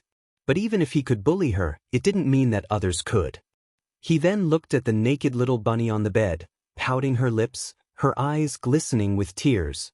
His heart softened, and he hugged her in his arms, kissed her smooth forehead, and softly coaxed her, Be good, don't be sad. I'll avenge you. Yi Er climbed up the pole and hugged Jiang Zhao again. Her little face looked like she was holding in a lot of grievances. She said angrily, Do you still believe me? The man dimmed the bedside lamp again. He moved his mouth closer to the woman's ear and said in a low and hoarse voice, I really want to find a school for your little brother to go to once a month. Yi Er thought to herself, My little brother, you bastard. But she didn't dare to say it out loud. Her voice was still soft. I'll get off work early from next week onwards. I'll come over whenever you miss me, okay? Okay. When he squeezed in, Yi Er suddenly took a deep breath. Zhao, gentler. Don't. Gentler. The man's forehead was covered in sweat. He squeezed the woman's waist forcefully to relieve the pain caused by slowing down. What a little vixen. The next day, Yi Er woke up early in the morning. Jiang Zhao had just washed up and came out of the bathroom when he saw Yi Er putting on her bra. He walked behind her and buttoned it for her. Why didn't you sleep in a little longer? Yi Er turned around and put her hand on Jiang Zhao's shoulder. I have to go to the media college early to look for the Xia Qian you mentioned. I have to pick up my brother in the afternoon. Jiang Zhao helped Yi Er adjust her shoulder straps. Leaning on the seductive bra, he forced himself to look away and looked at Yi Er's face. If you manage to get a date with Xia Qian, you'll be able to get her sister, Qiu Xiaoya, on your side. Although Qiu Xiaoya isn't Xia Qian's biological sister, she's a sister you really dote on. Qiu Xiaoya? One of the top 10 beauties? Yi Er looked at Jiang Zhao's shirt, cuffs, and buttons. Then she thought about the pile of custom-made clothes in his wardrobe. Oh right, the logo was a faint YA. Almost all the celebrities in Haicheng had custom-made clothes. She didn't know who started this trend. A large portion of Jiang Zhao's wardrobe was made by Qiu Xiaoya. How were they related? Was he that woman's crazy fan? Could it be another woman of his? Damn pervert. A certain girl felt a little uncomfortable. Her little mouth twitched and she looked unhappy. Why did you pull her in? Xia Qian wants to be an outstanding and righteous media person. Qiu Xiaoya isn't a lawyer. Don't tell me you're going to ask her for custom-made clothes to give to someone else? Jiang Zhao couldn't guess what the little girl was thinking. He only felt that this girl was too stupid. He reached out and flicked Yi Er's forehead. Idiot, pulling Qiu Xiaoya in is naturally to protect you. Yi Er shrank back in pain. She rubbed the space between her eyebrows and said unwillingly, she's just a designer. How can she be so capable? Jiang Zhao looked at Yi Er, who was only in her underwear, nestled in his arms. His body heated up.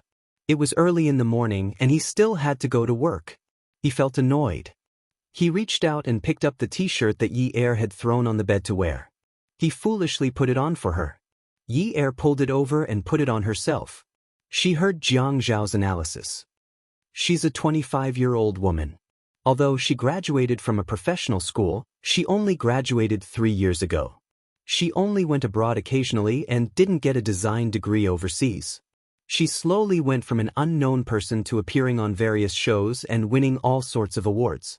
She's so young, but she already has her own custom-made clothes. Her family background is average. Do you really think she climbed to where she is today with her own efforts? That's a lie for an exclusive interview. Anyway, if you drag her in, the person behind her won't sit idly by. If he doesn't want to hurt Qiu Xiaoya, he'll naturally take you into consideration. Otherwise, there are media people everywhere who want to create explosive news. Why would I pick Xia Qian for you? Welfare, Song Shu 566. Chapter 479. Yi Er immediately dismissed the idea that Qiu Xiaoya was Jiang Zhao's woman. Although she knew that Jiang Zhao was right, she couldn't help but feel a little disappointed. Why couldn't the man behind her just sit back and do nothing? He was also in the same bed as her. Why could he control the situation calmly from the side and not stand up to help her? Why did he want her to go around asking others for help? At first, she just wanted him to be by her side to give her pointers so that she wouldn't go off on the wrong path again. Now, she felt more and more that she needed a man by her side. Their way of thinking was exceptionally rational. She was clearly at a loss, but when the man gave her pointers, she would be enlightened. Even though she had already received the benefits she deserved. But now, she was starting to feel unsatisfied. Yi Er and Xia Qian's first meeting was quite pleasant. According to Jiang Zhao, she provided Xia Qian with several newsworthy events. Xia Qian was very grateful to her. After dating for more than a month, the two of them often met. Xia Qian, with her pear-flower permed hair, looked beautiful and pure, but she couldn't speak. If she did, her true nature would be exposed. Perhaps they were all young children and could play together easily. Zheng Ling was too precocious and would consider many things. She felt completely different from Xia Qian. Yi Er felt that if she was the cloud in the sky, Then Xia Qian was the rising sun in the summer. She was full of vitality and gave people the feeling that it was almost noon and she was going to explode. She was full of passion for life and hope for the future. Her positive attitude towards life infected Yi Er all the time. When Xia Qian told Yi Er that she wanted to go to a nightclub to experience life, Yi Er was stunned. Xia Qian told Yi Er again that she wanted to go to a nightclub to experience the life of a rich woman and a gigolo. When Yi Er heard that, she was dumbfounded. She didn't have any experience, but she was a loyal person. So she said, "I'll invite you tomorrow after I get my salary, okay?" If she wanted to invite her friend to a gigolo, the PR fee had to be paid to Jiang Zhao at night. But it would be too embarrassing to say this in public. Xia Qian said confidently, "Why would I need you to treat me? My sister has a lot of money. She's definitely more familiar with those places than we are. I'll call her later and ask her to take us there." Yi Er finally knew that Jiang Zhao did not lie to her. Her younger sister wanted to experience being a male prostitute, and as her older sister, she readily agreed. This was not pampering, this was simply spoiling. At night, Yi Er officially asked for leave, but he didn't dare to go to Peerless Beauty. Most importantly, he was afraid that Jiang Zhao would find out that Peerless Beauty was his base. Night fell, and neon lights rose into the sky. When Yi Er saw the real-life version of Qiu Shaoya, he suddenly felt that he and Xia Qian were too rural. Although his clothes were a little old, they were still high-end brands. Big-name items wouldn't go out of style so easily. It wouldn't be a problem for him to wear the clothes he bought a year or two ago. Needless to say, the mint green dress she wore today was elegant and classy. Jiang Zhao was a generous man. He always gave her clothes, and they were all branded goods that were dignified and appropriate. But was Qiu Shaoya out to kill her and Xia Qian, these two idiots? Shouldn't a gigolo be more low-key? Did she have to dress like a celebrity who was going to walk the red carpet at Nausicaa's Golden Girls? She held a shiny silver handbag and wore a small black dress with a bare back. It was definitely a high-end 3D cut. Her short black hair was 2 centimeters below her ears, revealing her beautiful swan neck. The dress revealed her slender legs, and the black heels that were at least 10 centimeters tall brought out the aura of a queen. This woman was so beautiful that there was a kind of seduction in her bones, but this seduction was not frivolous at all. Because Yi Er was Xia Qian's friend, Xiaoya was especially affectionate with her. Xia Qian went up and held Xiaoya's arm. She reached out and touched the smooth, snow-white beauty's back. She joked, "Sis, aren't you afraid that a man will come over and ask you how much you're dressed like this?" Xiaoya rolled her eyes at Xia Qian and gave her a look that said, "What a joke. If I give him a price, he'll choke to death. Can he afford it?" Yi Er couldn't help but laugh. "Sis Xiaoya, what if he says, 'Beauty, you can name any price you want?'" Xiaoya bent down sneakily and hugged the two children's shoulders. She huddled together and whispered, "Then I'll see if he's handsome or not. Then I'll ask him, 'Handsome, how much are you for a night? Name your price. Don't be afraid, I'll be very gentle with you." Although Yi Er had been with Jiang Zhao for a long time, she still couldn't help but blush when she heard such bold words. But Xia Qian could actually laugh so shamelessly. Xia Qian had told her that she didn't have a boyfriend and that she still had her first kiss. Could this be the legendary Fujoshi? Alright, with a sister like this, she must have been a Fujoshi. At the elevator entrance of the high-end entertainment club, the men waiting for the elevator all had their eyes on the 3 women. They were pure, elegant, and sexy. They were much prettier than the women in the club. Yi Er felt uncomfortable with so many eyes on her. She turned to glare at the perverted fatty beside her and spat fiercely, "What are you looking at? I'm here to spend money." The man instantly felt awkward. Xiaoya couldn't help but laugh. She clenched her fist and punched Yi Er's chest. "I admire bold women like you. You should be like this." Ha! Yi Er glared at Xiaoya bitterly. She covered her chest and muttered, "If you hit me, my future husband will definitely fight it out with you. You're so annoying." Xiaoya reached out to rub Yi Er's chest. "Find a handsome guy to rub it back for you tonight." Yi Er slapped Xiaoya's hand away. She pretended to be angry and shouted, "Get lost." Yi looked at Xiaoya. She suddenly wanted to know what kind of powerful man was behind her for her to be able to live so freely. The group entered the elevator. A black Lincoln slowly drove into the car park outside the club. The driver parked the car. He tilted his head slightly and said respectfully, "Young master, we're here." Unwoo sat in the back seat. He glanced out the window with a cold gaze. "Okay." He then asked, "Have you informed everyone?" The man in a black suit sitting in the front passenger seat nodded.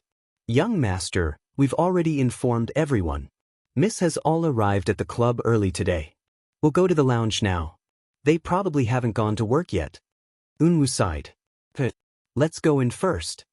For the past month, he had been painting and waiting for people at Wutong Street during the day. At night, he spent almost all his time at various nightclubs. How good would it be to be like before? He didn't care about anyone and everything. He didn't allow his emotions to fluctuate, and he didn't ask about other people's jobs without thinking. What was the point of asking? She was suffering and he was suffering too. Zong had asked him several times who he was looking for, whether he had a name, a photo, or a portrait. He would help him look. He wouldn't tell anyone where the person he was looking for appeared, what her name was, or her portrait. That was his private collection. No matter what she did, he didn't mind, but it didn't mean that others didn't mind. She minded too.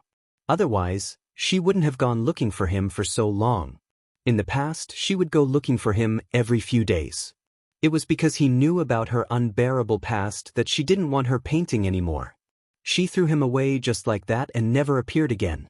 Every time he arrived at the club, he would go in to look for her himself. He wouldn't let anyone follow him. He wouldn't let anyone around him watch her leave the lounge of such a place. It looked like a high-end club, but Mrs. Lounge wasn't comfortable at all. It was a big room, and the decorations were minimal. There were benches for resting, and the glamorous figures shuttling between luxury rooms didn't exist here. All kinds of women sat in indecent positions. There was no such thing as the most lewd jokes, only more lewd. Occasionally she would be impulsive and curse a few times. Unwoo had stood at such a door countless times. He always reminded himself that perhaps this was the last time. He would definitely find her. Yunwoo's arrival undoubtedly made the women in the club jump. Where did this handsome young master come from? He was fair, beautiful, and bold. The pretty women wanted to test the waters.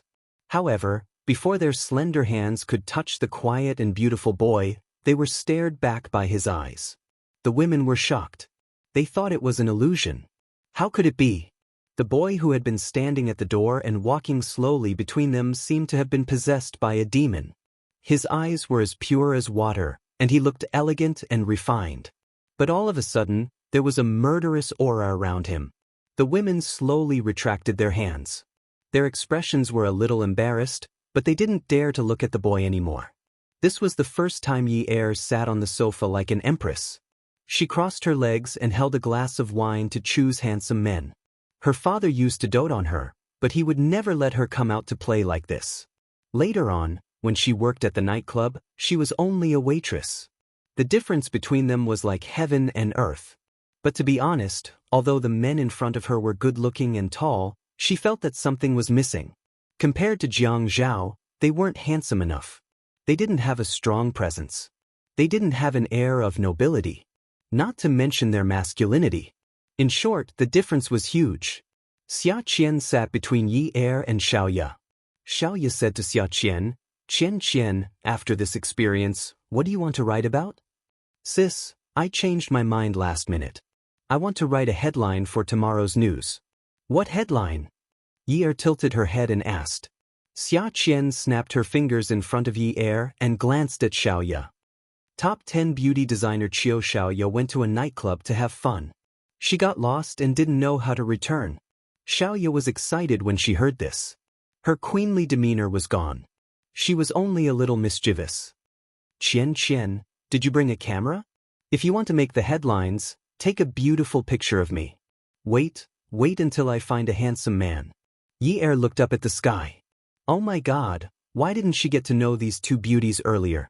Then she wouldn't have to care so much about her reputation in the past. Jiang Zhao was driving when he received a call from Zhuang Yichen. He answered the car phone and Zhuang Yichen's voice echoed in the car. Brother Zhao, I didn't expect you to use such a method to trick me. Jiang Zhao rested his palms on the steering wheel and tapped his fingers on it. Yichen, this is also a requirement of the game of chess. Zhuang Yichen's voice sounded like he couldn't hide his laughter. Although I don't know how you found out about Qiu Xiaoya, there's something you might not know. Her relationship with me has expired. She's now with her first love, Kang Yun. I called to provoke you. Qiu Xiaoya is now leading her sister and Yun Yi to Golden Dynasty to find male prostitutes. She's almost done drinking. Beauty novel, Xinwu 799. Chapter 480. Jiang Zhao tightened his grip on the steering wheel as he listened to Zhuang Yichen continue to speak leisurely. Qiu Xiaoya is careless and doesn't take anything seriously, especially money. For the sake of having fun with her sisters, she spends a little more money and finds a few more men to give to her friends. Everything will definitely go smoothly. Jiang Zhao stopped the car on the side of the road, pressed the 2 jump lights, and stared at the car phone. After a few seconds of calming down, he said faintly, "Then let them have fun today. Yun Yi only needs to find someone who dares to poke the hornet's nest. Since it's a game of chess, of course, we can't destroy the chess pieces at will." Zhuang Yichen said coldly and quickly, "Goodbye." Then he hung up the phone. Jiang Zhao looked at the streetlights in front of him and raised his hand to press between his eyebrows. He grabbed the phone and dialed Yi Er's number. "The number you have dialed is not in the service area. Please wait. You really don't know the difference between life and death." As soon as he stepped on the accelerator, he immediately stepped on the brake. No, he couldn't panic.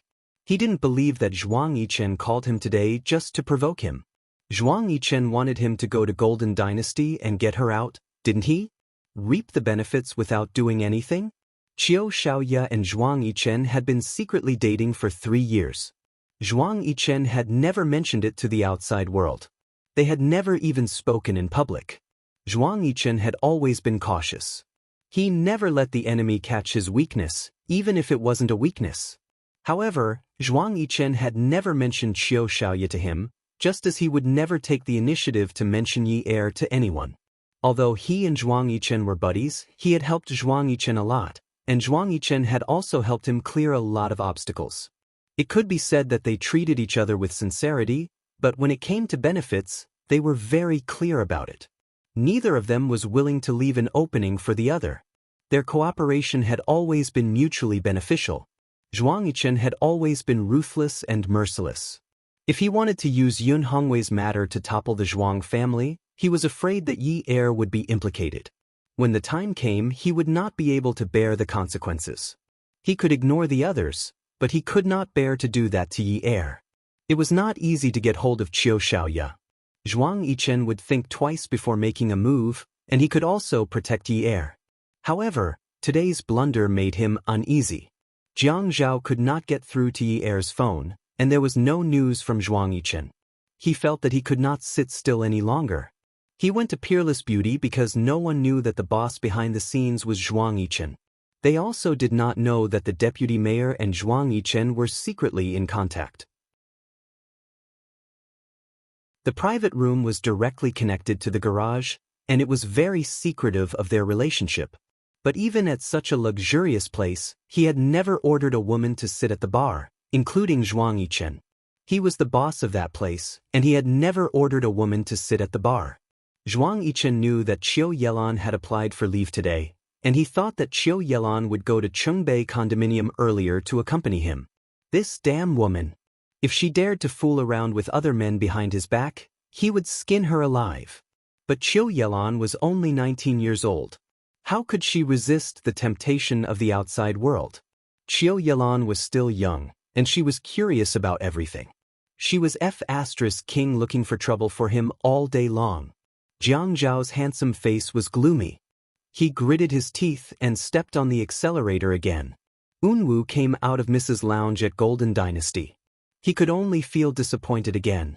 He had also asked Mrs. Mother, but no one had started the audition yet. He had also received a notice last night that Miss did not have to pay the audition fee today. Today was the day when everyone was present. With both hands in his pockets, Unwoo sighed habitually. His bodyguard, Ah Zong, hurried over. "Young master, how is it?" Unwoo said calmly, "It's fine. How many entertainment venues have we not been to in Haicheng? In the past month, we have been to hotels, discos, slow bars, small bars, clubs, and nightclubs. There are about 4 or 5 of them. Do you want to take a look at the brothels in the suburbs?" Unwoo felt that his patience had been worn down bit by bit over the past month. If he continued to wear it down, it would be completely broken. He lowered his head, closed his eyes, and raised his hand to rub his temples. After visiting these 4 or 5 places, we will go to the suburbs." Ah Zong said worriedly, "Young master, if old master sends people to look for us, it will be much faster. Do you want to?" Unwoo immediately interrupted. His temper was still as good as before. "Ah Zong, you just need to be responsible for my safety according to Grandpa's instructions. You don't have to report anything else to him. Go back. Grandpa will ask about our whereabouts again in a while." Yi Er felt that she was not even as good as Xia Qian. The handsome man taught Xia Qian how to play dice step by step. They were very open about punishment. Xiaoya was even bolder. She sat on the handsome man's lap and the two of them drank wine. It was too embarrassing for her to sit in such a place like a virgin. Although she disliked the cowherd for being dirty, she did not have to make it so obvious. It was not easy for him to earn some money, was it not? Yi Er used to frequent bars. Dancing, dice, and drinking were not a problem for her. Soon, the atmosphere became lively. When they were done, Yi Er danced happily with the cowherd. She was a little drunk. The cowherd was very professional. He was afraid that she would fall. Not only did he hold her hand, but he also hugged her waist. The guests were having a great time, but no one knew that there was a hidden camera installed in their private room. Jiang Zhao did not know about it at first. It was only when Zhuang Yichen's peerless beauty started to play that he realized that these bosses were too unscrupulous. Zhuang Yichen looked at the surveillance screen. His cold and handsome face did not change. However, his tone towards Jiang Zhao was not as friendly as before. He did not even use the words, "Brother Zhao. Call someone to close down this place. I will take care of the rest." Jiang Zhao was not in the mood to care about this. What about the rest? He would probably have to chop off the hands of those cowherds. He was too lazy to care. Chop off hands? Drag them out and feed them to the dogs. Golden Dynasty was suddenly reported to have people playing karaoke, powders, pills, and other prohibited products. The door of the private room was opened.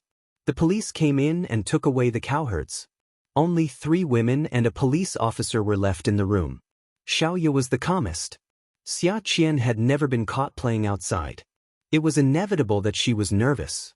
Yi Er was afraid of what would happen if Jiang Zhao found out about this. Xiaoya stood up and walked in front of the police officer. She saluted him playfully and said in a soft voice, "Uncle Police, do you want us to go with you? If not, we will leave first.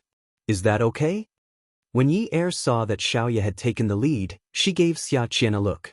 The 2 girls also walked in front of the police officer. Bang! They stamped their feet and saluted him.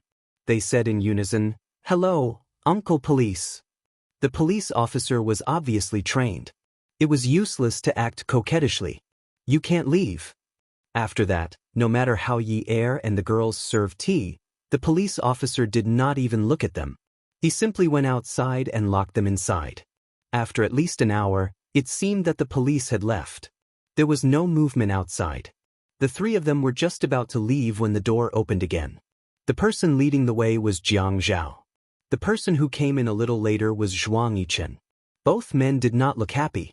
Yi Er thought to herself, "Oh no. Does Jiang Zhao have a washboard in his house?" But when Jiang Zhao came in, he did not walk towards her. Instead, he walked towards Xiaoya. He stood still and said coldly, "Miss Chiu is considered a big sister here. Shouldn't you be a good role model for the kids? Are you trying to learn bad things from your sister?" Xiaoya bowed to Jiang Zhao and stood up straight. She smoothed her short hair and said with a smile, "Thank you, Mayor, for your advice." In front of Yi Er was Zhuang Yichen's tall figure. He looked at her coldly and said, "You are so young and you already know how to be bad. I wonder what you will become when you grow up." Yi Er sighed. Why was this man at odds with her? If he did not want to kill her, he would scold her. She straightened her back and raised her chin proudly. "I have already grown up. I am 19 years old." The luckiest one was Xia Qian. No one cared about her. Yi Er felt strange. Why did Jiang Zhao not scold Sister Xiaoya? Even if he wanted to scold her, he should be scolding the main culprit, Xia Qian. Why did Zhuang Yichen and Jiang Zhao not know their priorities? Yi Er avoided everyone's gaze. When she got into Jiang Zhao's car, her beautiful eyes were smiling as she called out sweetly, "Ah Zhao." Jiang Zhao started the car and warned himself not to do anything rash outside. "Yunyi, you are very bold now." "No," Xia Qian insisted on experiencing life. Jiang Zhao had a faint smile on his face, but there was no trace of a smile in his eyes. "Shirk responsibility? You are getting better." Yi Er looked at Jiang Zhao and became even more afraid. "It's really not that. I'm not lying to you. Didn't you ask me to find a way to get to know Sister Xiaoya? I went with them for the sake of PR. Jiang Zhao suddenly turned the steering wheel and pulled the car to the side. He stepped on the brakes so hard that Yi Er almost hit her forehead. Jiang Zhao's voice became louder. "I asked you to get to know Xiaoya. Did I ask you to learn how to be a gigolo?" Yi Er could not care less. She buried herself in Jiang Zhao's arms and refused to come out. "Okay. Go ahead and scold me. I know I am going to die today. Just scold me to your heart's content. I am already very grateful that you didn't scold me there just now." Jiang Zhao felt that it was too difficult to communicate with this woman. He reached out and held her face in his palm. He pinched and lifted her head, forcing her to look straight into his eyes. Her looked at him and couldn't help but tremble. He was like this when he was extremely angry. His eyes were filled with viciousness and coldness, and his facial features were especially stiff. Looking at him, his lips were opened and closed in anger. "Scolding you in front of outsiders? Then everyone will come and see how pathetic you are after I scolded you? Everyone will laugh at you? Am I crazy? Isn't humiliating my own woman the same as slapping my own face? Do you think I haven't been humiliated enough?" Yi Er's heart suddenly jumped. What did he say? In front of outsiders? His woman? Wasn't she an outsider?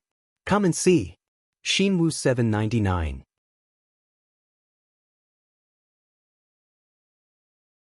Chapter 481.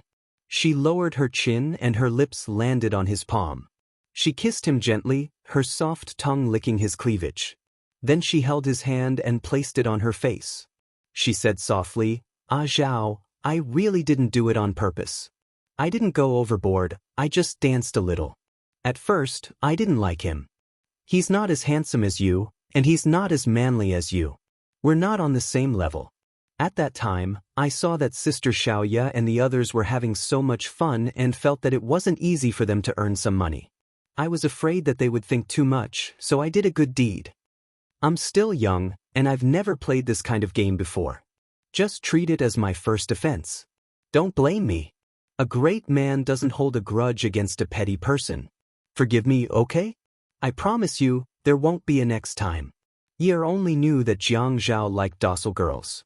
In any case, whenever there was a slight dissatisfaction or annoyance, she would use this kind of coquettish method to please him. Usually, she would be able to get away with it. It was just that she had to put in more effort to please him in bed. The small mouth in his palm kissed him, as if a small pet was licking his palm gently. It was wet and itchy. It was so numb that his pores stood up and his back stiffened. His big and small brains were filled with charming and gentle scenes. His rationality was about to collapse in this car. Sometimes, when he thought about it, it was better to do business openly. If someone took a picture of him having sex in the car, then so be it. It didn't matter. It seemed like the saying that if one were to die under a peony, one would still be a romantic ghost. Fortunately, his self-control was strong enough. Otherwise, he would definitely tear off the layer under her skirt, pull her over and press her down on his body, and push her hips back and forth. He started the car and pretended to be calm. "Don't think that this matter is over. I know it doesn't count. When we get back, you can punish me however you want tonight, okay? You're the one who said it. Yi Er thought that this matter was finally over. She nodded like a chick pecking at rice. Yes, I promise I won't go back on my words. When they got home, Jiang Zhao calmed down from the wind. The moment they entered the house, he threw Yi Er into the bathroom to take a shower. The dress that she had worn out that night was thrown into the trash can. Yi Er's heart ached. Although she had a lot of new clothes now and they were all bought by Jiang Zhao, she still couldn't bear to part with them. After that, Jiang Zhao flipped Yi Er over so that his back was facing him. You can't stay idle if you don't cause trouble for me. Yi Er felt that her ears weren't working too well. Jiang Zhao's tone sounded like he was reprimanding her, but it also sounded like he was doting on her. Feeling the numbing kiss on her back, Yi Er couldn't help but gasp. Sorry. Jiang Zhao only hated when this woman would learn more. She was much more experienced than her peers, but once she fell into the hands of a scheming person, she was like a little white rabbit, waiting to be slaughtered. At that time, he was afraid that she would talk too much because she was young, so he didn't tell her about the relationship between Qiu Xiaoye and Zhuang Yichen. He didn't expect that this relationship would still be exposed. What if Zhuang Yichen warned Qiu Xiaoye not to let them interact with each other? If he didn't drag Xia Qian into this and Qiu Xiaoye wasn't involved in Xia Qian's matter, would Zhuang Yichen sacrifice Yi Er as well? But with Zhuang Yichen's suspicious personality, it seemed like he wouldn't tell anyone about himself. If he told Qiu Xiaoye to be wary of Yi Er, then it would be obvious that he was telling Qiu Xiaoye something obscure. Qiu Xiaoye had been with him for so many years, so it would be easier for her to understand him. Yi Er suddenly remembered something. She flipped over and sat up. She looked at Jiang Zhao in surprise. Sister Xiaoye is Zhuang Yichen's woman? Jiang Zhao pulled Yi Er into his arms again. You're not too stupid. Yi Er said, Oh. No wonder Jiang Zhao and Zhuang Yichen were so similar. Did they feel that it was embarrassing to scold their own woman in front of outsiders? Did they think that scolding someone else's woman was enough to vent their anger? What a freak. But she could say that Zhuang Yichen was a freak, but she didn't dare to say that this man was a freak. Because she couldn't afford to be hurt. I was wondering what I did to offend him. Did he think that I was the one who took Sister Xiaoye to fool around? I feel so wronged. Xia Qian was the one who suggested this. She said that she wanted to experience life so that she could have a deeper understanding of society. Jiang Zhao curled his finger and knocked Yi Er on the head. Seeing Yi Er frowning, he rubbed her head. Anyway, no matter who's right or wrong, you should reflect on yourself. But don't mention anything about them to anyone. It seems like Xia Qian doesn't know either. From now on, you must learn to stuff everything you see or hear into your stomach. Otherwise, Zhuang Yichen might find a chance to kill you in the future since he didn't kill you last time. Yi Er hurriedly covered her mouth and pretended to be frightened as she burrowed into Jiang Zhao's arms. She knew that Jiang Zhao would never let Zhuang Yichen do that. She also knew that Jiang Zhao liked her to be this way. He liked her to be a little weak, a little stupid, and a little innocent. So, she had been acting the way he liked. She had to get him. Her goal wasn't just to get her brother, she also wanted her father to be released from prison safely. So, if she wanted him to continue caring about her matters, she couldn't let him lose interest in her. Ah Zhao, like me, don't you? Her had been waiting for the man's deep and mellow voice, but all she heard was even breathing beside her ear. But this kind of breathing in her ears meant that he didn't want to answer her stupid question and chose to pretend to be asleep, leaving her with a way out. To Jiang Zhao, he liked a life with rules and regulations, and it was best if these rules and regulations were set by him. Even if he didn't set them, he would use his own methods and abilities to achieve a tacit understanding. His philosophy had always been that only the strong could work with him. For example, Zhuang Yichen had a strong background and abilities, and he was calm and wise. When working with someone like that, he could get twice the results with half the effort and wouldn't lower his own standards. But when it came to women, he liked gentle, pleasant, generous, and decent women. That way, he could lower his guard and feel more relaxed when interacting with them. His original intention wasn't to remove all of Yi Er's thorns. It was just that in the beginning, because of her stubbornness, he had conquered her out of revenge and suppressed her perverse personality. But Yi Er was someone who knew how to survive. In different environments, she could always find a way to live that suited her. Jiang Zhao felt that Yi Er was very sensible. Sometimes, this kind of precociousness made people feel bad. He always wondered if he should treat her a little better. She was still so young, but she followed him like this. Yi was woken up in the middle of the night by the tossing and turning. Her instincts told her that Jiang Zhao was awake again and was definitely going to do something big with her. In her days, she just habitually catered to him. Her 2 legs wrapped around his waist, and with her eyes closed, she hooked her arms around his neck. Then she raised her head to find his mouth to kiss. Slapped her but was slapped so hard that even Zhou Gong was scared away. She opened her eyes wide and looked at Jiang Zhaojing, who was lying on top of her. What was going on? He didn't strip her naked like before. Instead, he wore a shirt around her neck. Little fox, I say, you haven't reached the age of a wolf yet. Why are you so thirsty? Jiang Zhao lifted Yi Er's arm and stuffed it into his sleeve. He smiled mischievously. Little fox, do you want it again? Yi Er was stunned. Just as she was about to speak, her other arm was stuffed into her other sleeve. He pulled her shirt down and said, Why are you so addicted now? How did you spend Friday to Sunday? Yi Er buried her face in the blanket. She was so ashamed that she thought Jiang Zhao wasn't satisfied when he helped her put on her clothes. What are you talking about? I thought you were. Jiang Zhao pulled Yi Er out. What about me? It's not that I want to criticize you, Yunyi, but you're really the best when you're sleeping. It's fine if it's summer, but the weather is getting colder now. Don't you feel cold with your hands outside every day? Yi Er thought for a moment. Sometimes I dream that it's snowing and it's a little cold. I just can't find a place to hide. He pulled her into his arms again. It's impossible for you to change this habit. Remember to wear long sleeves when you sleep at night. I got someone to buy you a few. You can bring 2 back this week. Why are you so good to me? I've said it before. I can't mistreat you when you're with me. There are many things that I can't think of that you can mention to me. Anything is fine. Jiang Zhao felt that it was quite dangerous to be with Yi Er like this. He wasn't a stingy man. He would give whatever he could to a woman who had a physical relationship with him. But Yi Er never took the initiative to ask for it. When he bought clothes for her, she would wear them. When he gave her jewelry, she would accept it.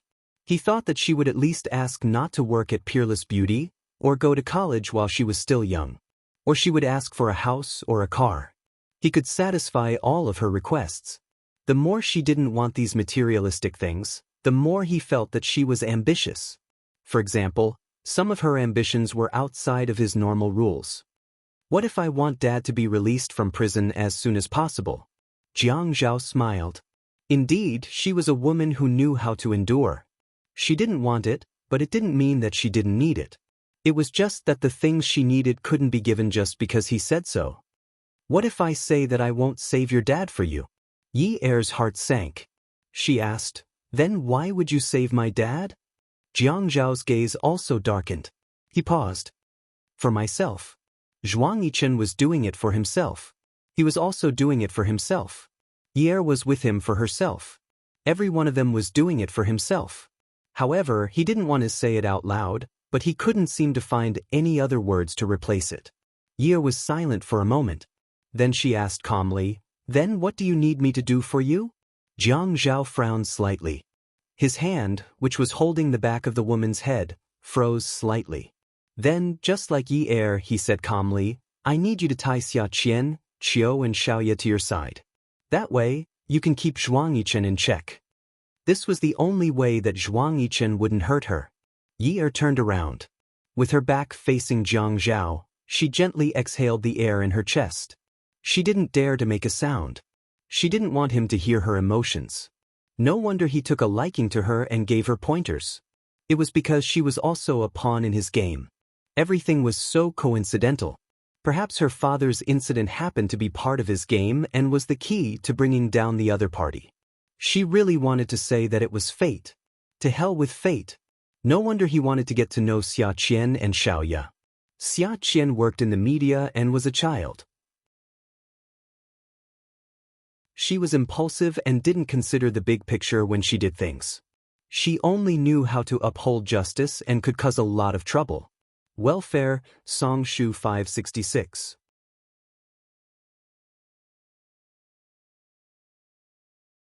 Chapter 482. If Qiu Xiaoya was wrapped in it, Zhuang Yichen would protect her because Qiu Xiaoya spoiled her sister.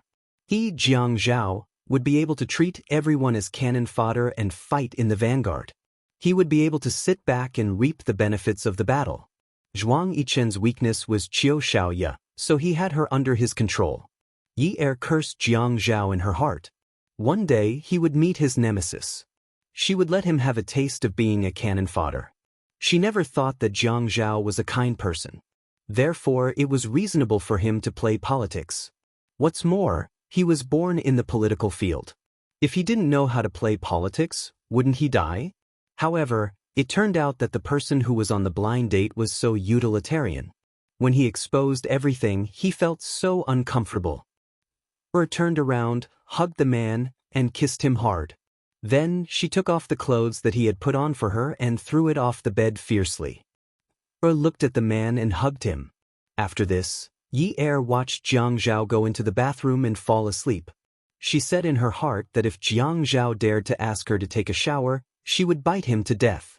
She would bite him so hard that he would never be reincarnated. She didn't wait for the man's urging. In the morning, Jiang Zhao was woken up by the phone. It was his cousin Yi Er.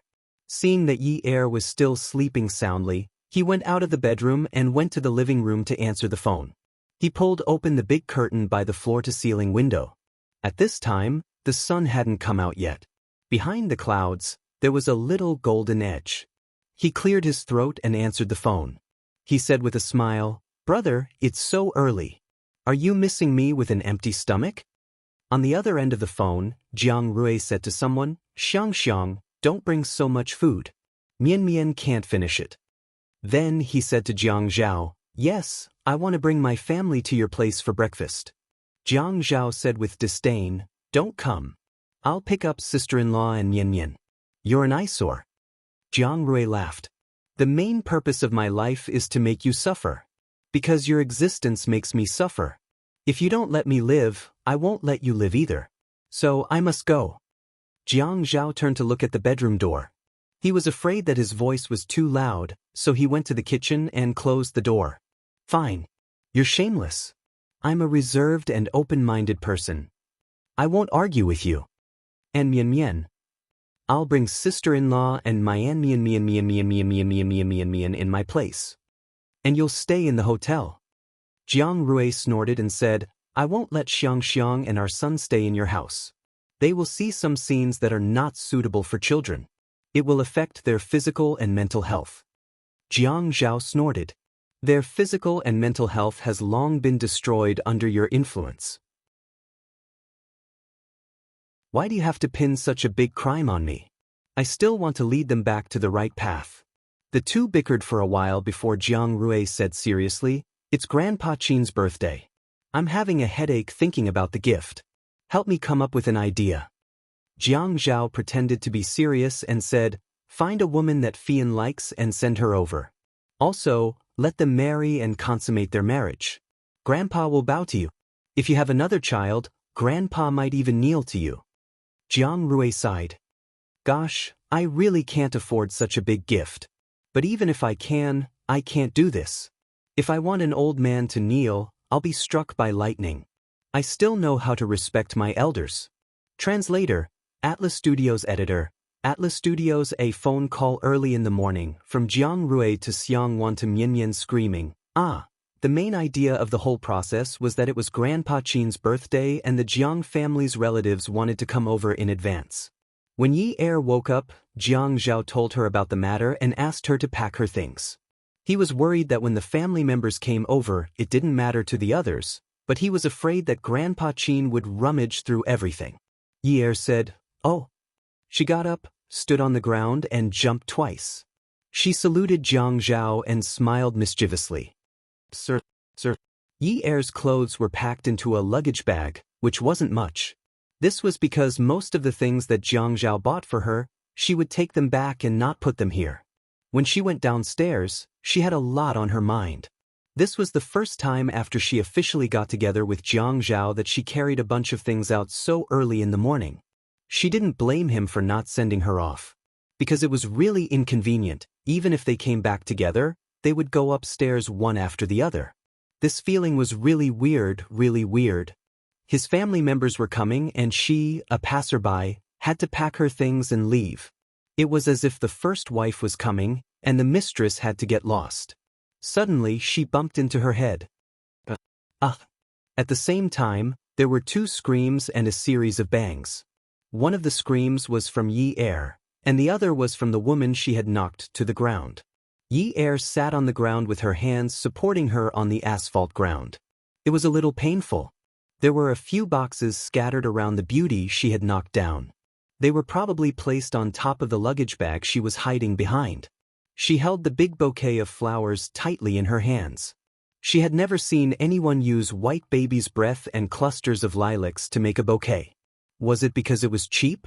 There were layers of wrinkled paper wrapped around the bouquet, making Yi Er feel that the paper was much more expensive than the flowers. Yi Er looked at her scraped knee and frowned. She felt that she had been careless and bumped into someone. Without any explanation, she stood up and apologized.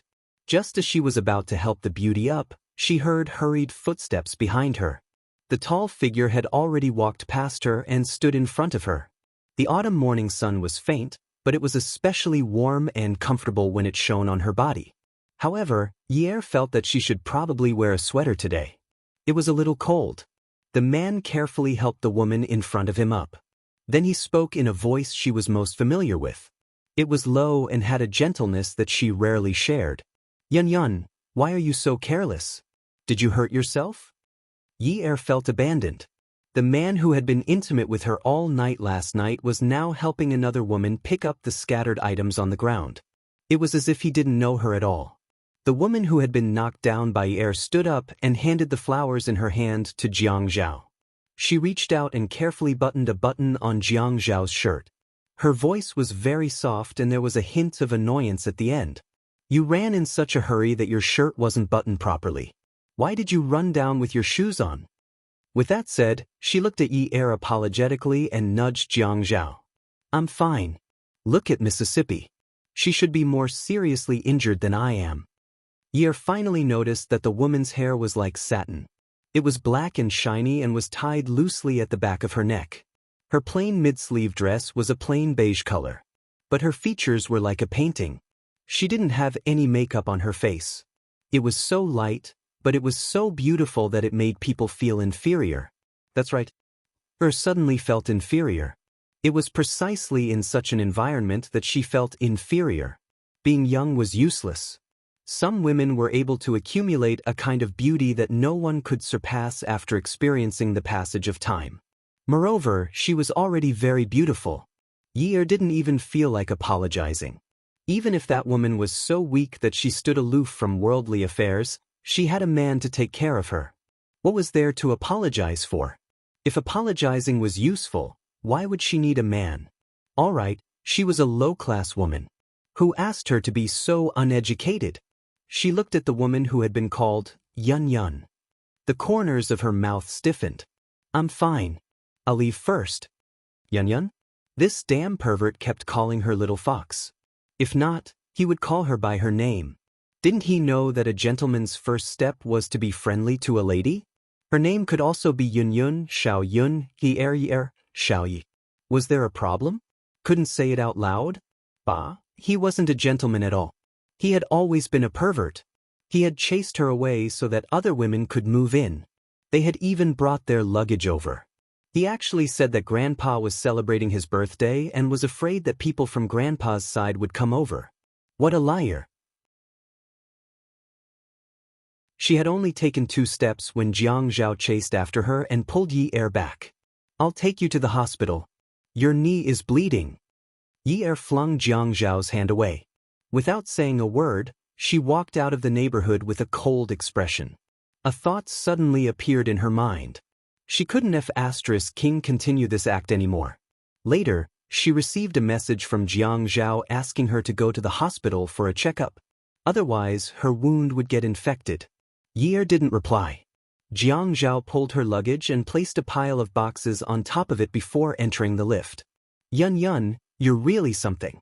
You can even bring so many things over. I took a taxi to the entrance of the neighborhood. The security guard asked me to connect to the house before letting the taxi in. I wanted to give you a surprise, so I walked over myself. Ouyang Yen stood by the side with a bouquet of flowers in her arms. When she smiled, her eyes seemed to glow. I've been transferred back to the procuratorate. I don't want to stay at home. It's too restrictive. My dad has agreed to it. I haven't found a house yet. Can I stay here with you? Ding! The lift sounded. As long as you think it's convenient. Of course it's convenient. Give me a set of keys. Jiang Zhao nodded and took the keys to open the door. Why did his nose suddenly become so sensitive? The windows were open, but he could still smell the fox's scent. Just now, when he was standing on the balcony, that woman seemed to be blind and fell. She really deserved it. Dong Xuebing ran downstairs and wanted to help her up to apply some ointment. But Ouyang Yen came over. Dong Xuebing thought his eyes were playing tricks on him until Ouyang Yen smiled at him.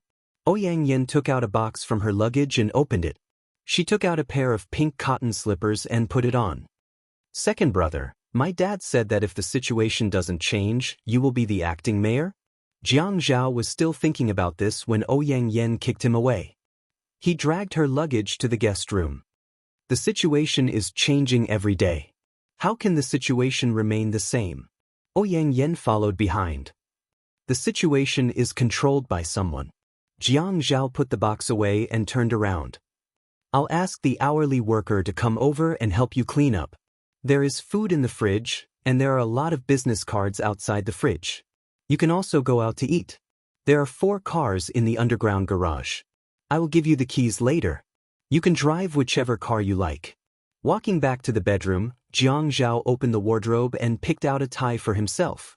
After tying it, he took down his suit from the hanger. Ouyang Yen also walked over, took the suit and stood behind him to open it. Jiang Zhao stretched out his arms and put on his blazer. Ouyang Yen adjusted Jiang Zhao's tie like a virtuous wife. You are too neat sometimes. You don't look like a man. So a sloppy man looks like a man. A woman should help you pack up. A woman's role is to help a man pack up? Ouyang Yen coquettishly slapped Jiang Zhao's chest. I can't win against you. Add, Song Shu 566.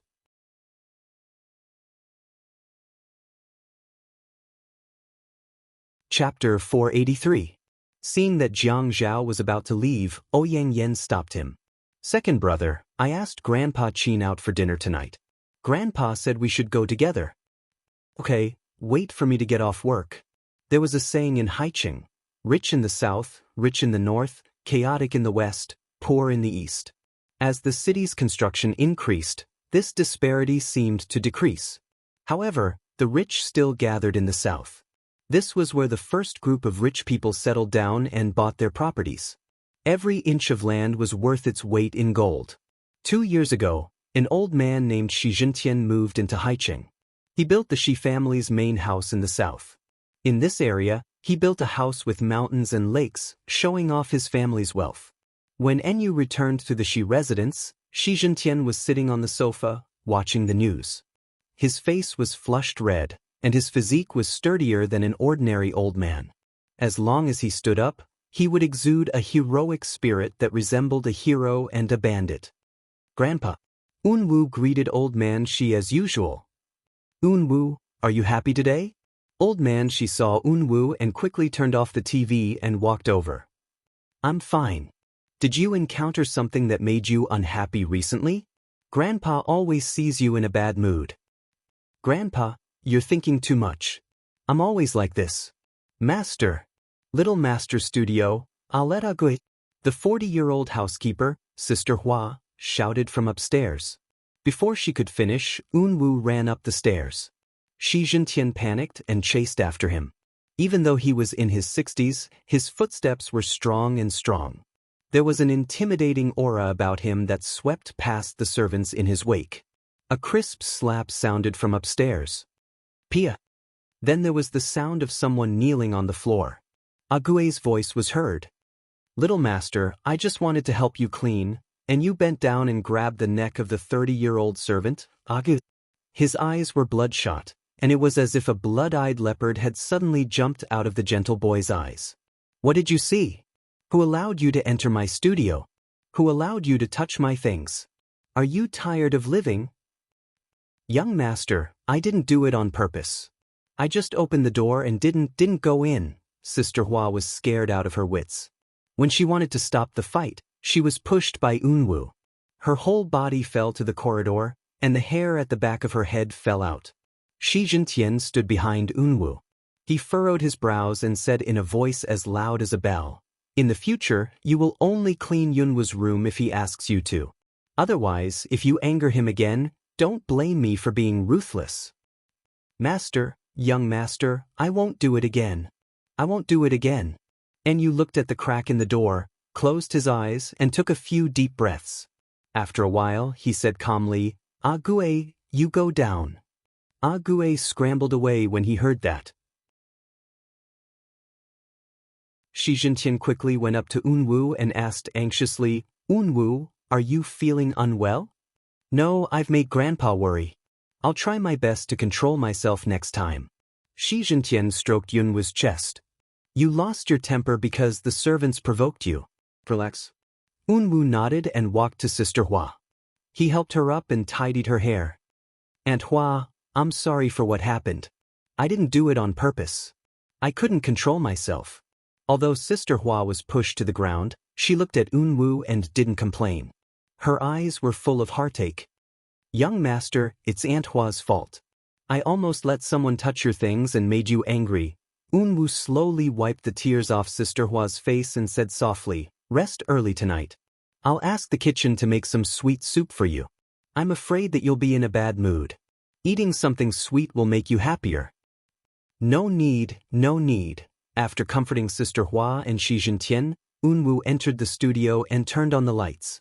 The bright room was filled with the smell of oil paint. He walked to the window and covered the drawing board with a white cloth. He raised his hand and pulled it open. On the 4 drawing boards, the women were wearing different clothes and had different hairstyles. But no matter how their expressions changed, they were still the same person. He turned sideways and pulled open the white cloth next to him. On the 2 drawing boards were the graceful figures of the young women. They had seductive curves, but their eyes didn't have the slightest intention of flirting. Unwu looked at the drawing in front of him. His eyes were as clear as water and slowly filled with warmth. But there wasn't the slightest trace of lust in them. At that time, he framed the drawing and made a copy of this drawing. He wanted to make a copy at that time, but he didn't look at the original drawing at all. He drew one based on his memory. It turned out that when he was thinking of someone, his memory could be so complete. Even the curve of her curly eyelashes when he drew could be engraved in his mind. If only he had known her name earlier. Then, he wouldn't have had to think about her becoming an artist at Wutong Street. All he had to do was look up at the sky. The sky was filled with her. Weren't white clouds clouds? They had known each other for more than a year. It had been more than a year, and she had abandoned him just like that. It was just because he asked something that he shouldn't have. He pulled open the curtains and looked at the bright moon outside the window. When he touched his heart, he realized that this was the feeling of heartache. It was a feeling that tugged at his heart. Xia Qian called Yi Er and asked her to have dinner together. She said that her sister liked her a lot and wanted to ask if she was interested in being a design assistant. She could be an assistant while studying. When she graduated, she would introduce her to a designer job. Yi Er felt that this was like a pie falling from the sky. It was too good of a thing. The location of the date was Xiushui Jiangnan. However, enemies were bound to meet on a narrow road. When she saw Jiang Zhao's back view, she pretended to be indifferent. Who cares? However, when she saw old Master Qin Fian, and that Yun from today enter the private room, Yi Er couldn't remain calm. What was going on? Meet the parents. He actually chased her away and brought a woman to meet the parents. Xiaoya crossed her arms and tilted her head to the right. She reached out to tuck her hair behind her ear and nudged Yi Er. You know them? Yi Er wrinkled her nose and harumphed at Xiaoya. I'm not that old-fashioned, okay? Everyone in Sea City knows that I'm a phoenix that has its feathers plucked. Yes. Who doesn't know Miss from Yun University? What I meant was, are you familiar with them? Xiaoya had also heard about Yi Er from Xia Qian. Although she knew that the Yun family's matter was troublesome, Zhuang Yichen didn't say anything. He only said, stay away from Yun Yi. What? Why should she listen to him? They had agreed that they wouldn't have anything to do with each other. As long as her body didn't betray him, it was fine. Besides, she wasn't his woman anymore. She didn't want him to meddle in her affairs. She wouldn't listen to him. I'm not familiar with them. Yi Er turned and entered the private room. Xia Qian sat at the head of the table and picked up the menu to order. Xiaoya walked over and slapped Xia Qian on the shoulder. Go away. You can't sit here if you don't have money. Xia Qian snatched the bag from Xiaoya's shoulder and held it in her hand. She shamelessly said, it's my treat. You can sit here. Yi Er sat to the side and covered his face. He thumped his chest and stamped his feet. Oh my God, I really don't want to tell outsiders that I know the two of you. Especially Qiu and Xiaoya. He let go of his hand and looked at Xia Qian. Qian, you're in the media. Why don't you film a documentary about Sister Xiaoya's life? It'll definitely sell for a lot of money and I'll be able to benefit from it. When the time comes, my feathers will grow back. Xia Qian looked at Xiaoya in disdain and said to Yi Er, forget it. If you film it for her, it'll be exactly what she wants. She's always thinking of using unorthodox methods to promote herself. She turned and poked Xiaoya's forehead. Wicked. The order of society is destroyed by people like you.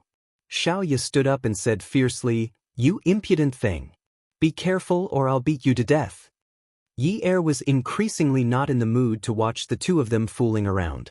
He was only thinking about what the people in the other private room were talking about and what they were planning. This woman was so intimate with him in the morning. Her eyes were full of love and affection. In order not to make that woman angry, he actually ignored her. In the future, that Yun would be living in the Qingbei apartment. What would she do? Jiang Zhao was getting married.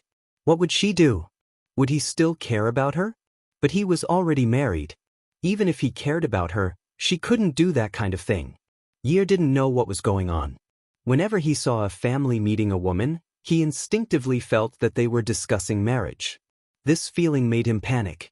So what if they were purging people underground? It wasn't that shameful. To put it bluntly, so what if he had a girlfriend now? Everyone had a chance to fight and choose before marriage. But to be the third party in someone else's marriage was really shameful. That was the bottom line of morality. Even if she had to beg others to help her, she didn't want to fall to that level. But although she was using him, he was also using her.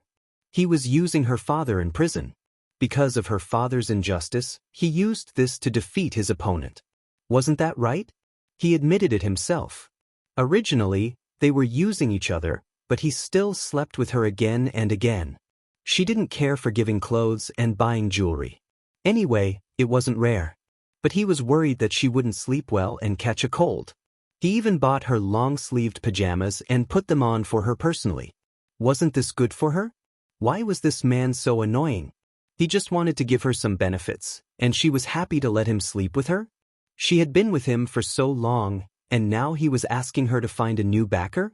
Now that he had played enough, he wanted to just pat her butt and call it a day? But she had been watching his face for so long. Suddenly, a woman flew in from another planet and kicked her away just like that? She didn't get any benefits at all. She wouldn't let him play her like that. Even if he wanted to get married, that person could only be her. She would never be the third party outside of marriage. Tuesday happened to be the 15th day of the lunar calendar. It was autumn and the sun was shining. Because old Master Qin's birthday was coming soon, the Jiang family had already come to High City from Jiangzhou. They invited everyone to burn incense at the Panlong Temple to show their sincerity. The Panlong Temple was in a scenic area. A group of people walked slowly and looked at the intoxicating orange, red, and yellow scenery. Such a spectacular group attracted countless people's attention. Not to mention that there were more than 30 people. The handsome men and beautiful women among them made the tourists feel like they were filming an idol drama. Taking a closer look, there were many big shots familiar to the people of High City. Qin Rongfang, the old master of the Qin family, Jiang Liqing, the commander of the southern military region, Qin Rongfang's daughter, Qin Jin, the boss of Jinzi Investment, Jiang Zhao, the deputy mayor, and Qin Fian, the heir of the Qin family. There were also big shots in Jiangzhou that the people of High City were not familiar with. The old master of the Jiang family, the former commander of the southern military region, and his grandson, Jiang Rui, the eldest son of Jiangzhou. Jiang Rui was wearing a casual shirt and casual pants, holding his son Jiang Mian, who was less than 1 year old. The tall, handsome, and rich dad was particularly eye-catching. The woman next to him clapped her hands towards her son and reached out. Mian, can mommy carry you? Let daddy rest. Hongcha 866.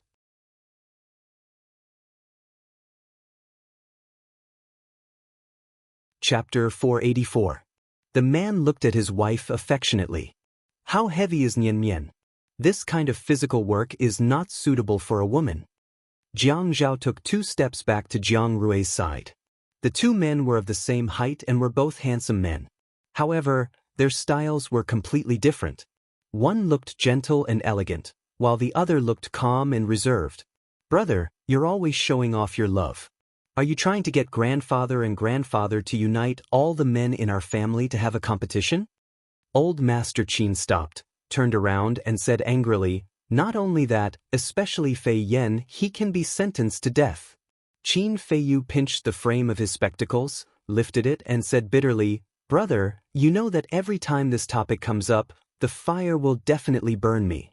I just like a man. Is it worth it for you to rack your brains to force me? Jiang Rui held his son with one hand and put his other hand on Xiang Wan's shoulder. He lowered his head and whispered in her ear, I'll bring you here to watch the show in the future. Old Master Qin snorted. Aren't you afraid that the fire will burn on you when you publicize it and admit it publicly? I just want more people to support me. Dream on. I'll find a woman to give you artificial insemination. When the insemination is successful, I'll drive you out of the Qin family.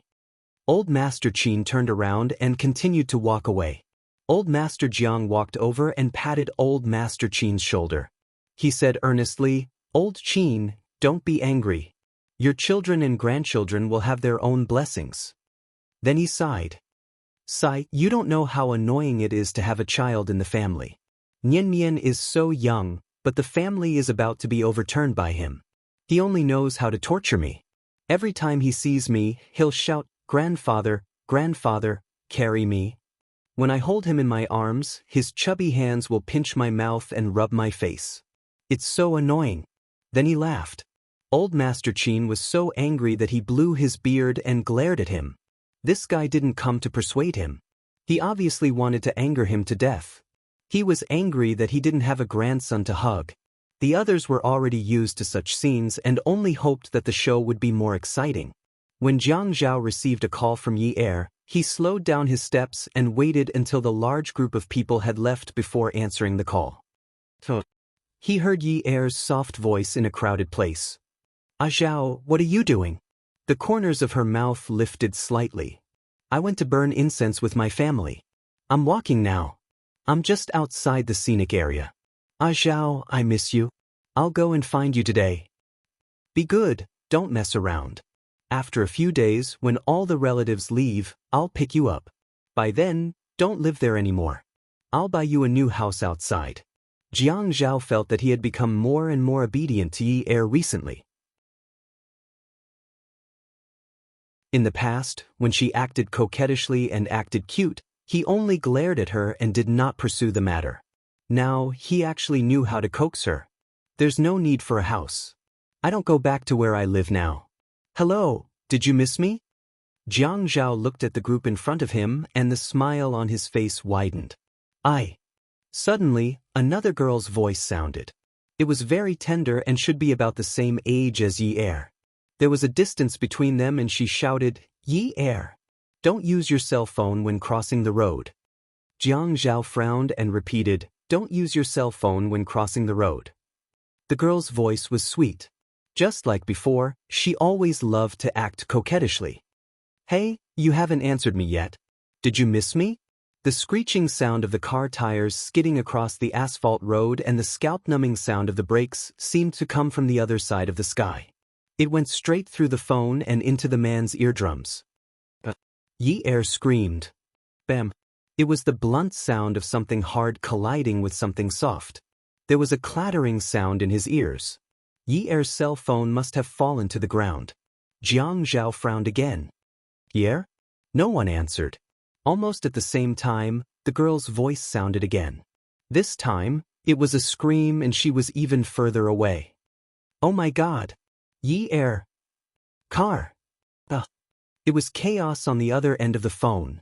Jiang Zhao felt as if a thunderbolt had exploded in his mind. His heart tightened and he staggered. The veins on his forehead were throbbing as he screamed into the phone, Yun Yi! Jiang Zhao didn't know how loud he screamed. The dozens of people who had walked away all turned around to look at him. When Qin Fian saw the change in Jiang Zhao's expression, he quickly walked over. Although they were usually bickering, as a younger brother, he could tell when something was wrong. He asked seriously, Bro, what happened? Hurry up. Give this cell phone number to Dad and let him use the military's system to locate it. Hurry up and find out where it is. Jiang Zhao reached out to rub his forehead. He felt as though his legs were filled with lead. He placed the cell phone screen in front of Qin Fian and tried his best to calm down. Calm down, calm down. However, his hands couldn't help but tremble. He tried to breathe in and out to calm himself down, but it was to no avail. The girl's cheerful and joyful voice was still ringing in his ears. Her voice was soft and filled with anticipation. Ah Zhao, did you miss me? You haven't answered me. Did you miss me? Bro, what's wrong? Hurry up. Why are you talking so much nonsense?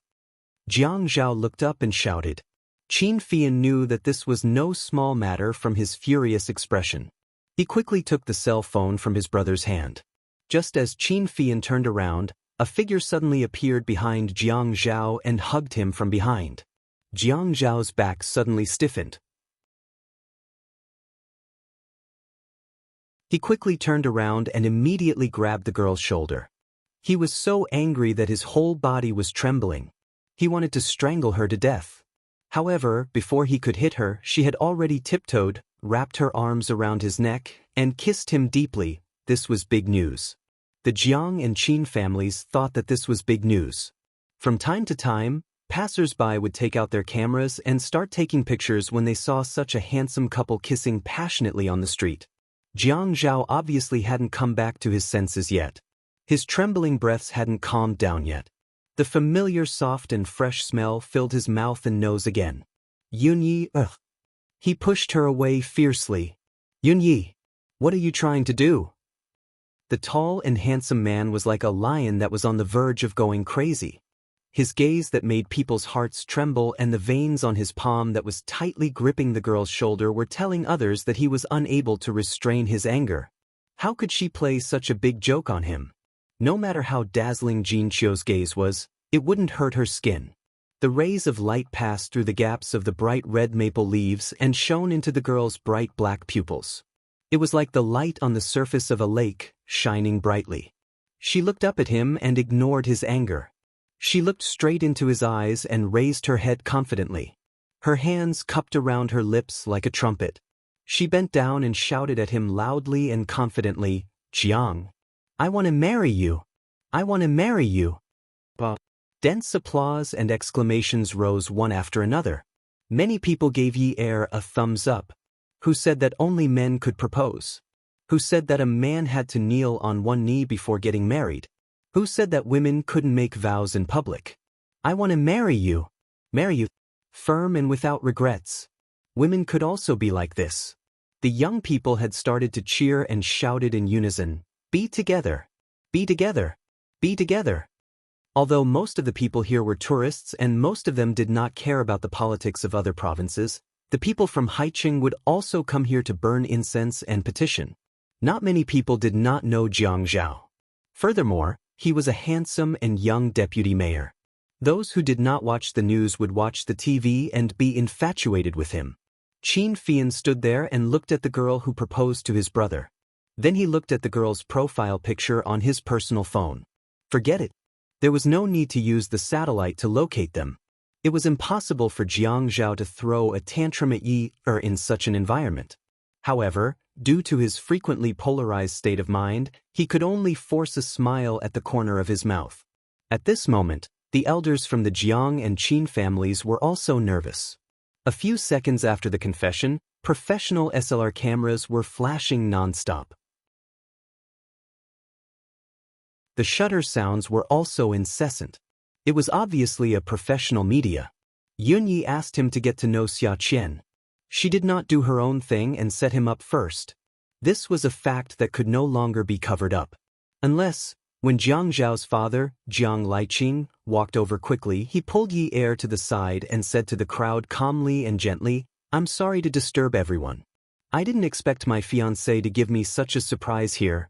Jiang Liqing had always had a fiery personality. When he heard Jiang Zhao's words to the media, he stopped in his tracks. He did not even have a chance to explain. Qin Rongfang's expression was already stormy. Old Master Jiang didn't know much about the rich people in High City, and he wouldn't casually ask Jiang Zhao about the details of politics. Moreover, he had never seen Yunyi before. But when he saw his old friend's expression, he knew that things were not good. What's going on? Old Qin? This girl is not suitable for Zhao Zhao? You have been against it, haven't you? He looked at his uncle Jiang Liqing and then looked at his grandfather. But he said to Qin Rongfang, "Grandpa of the Qin family also likes to do this kind of thing?" Although Jiang Zhao was the son of his uncle Jiang Liqing and the brothers had been fighting since childhood, they had a good relationship. He did not want his younger brother to follow in his footsteps. Elder Jiang looked embarrassed. He looked at Qin Rongfang and advised, "Adults can't interfere with the children's affairs. You know my eldest brother's affairs. Let me tell you, Zhao Zhao's surname is Jiang. Don't go too far." Jiang Rui stopped talking. Qin Rongfang said angrily, "So what if he's surnamed Jiang? He came to Haicheng with his mother when he was 14 years old. Is my relationship with him less than yours in the first 14 years? You want to fight with me, don't you? You old bastard." Elder Jiang knew that Qin Rongfang was angry, so he did not care about what was happening. He snorted, "Seeing that you are not dead yet, I am embarrassed to die first." Ouyang Yan, who was standing in the crowd, could no longer differentiate between north and south. What was going on? Fiancé? When did he have a fiancé? Did she transfer back to work just to see him marry someone else? Yi Er only knew that she had to take the risk. Especially when she saw that Yun Yun was so close to Jiang Zhao's grandfather along the way, she could not let those irreversible things happen.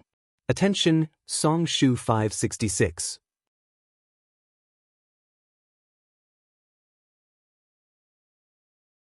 Chapter 485. Xia Qian had prepared the recording in advance to see how Jiang Zhao would react to her. If he reacted, it meant that he wasn't so cold-blooded that he didn't care about her life or death.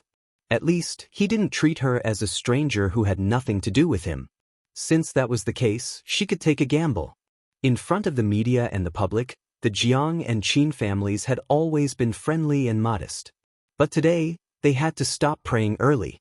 The Qin family's mansion was quaint. The main hall and living room were full of people.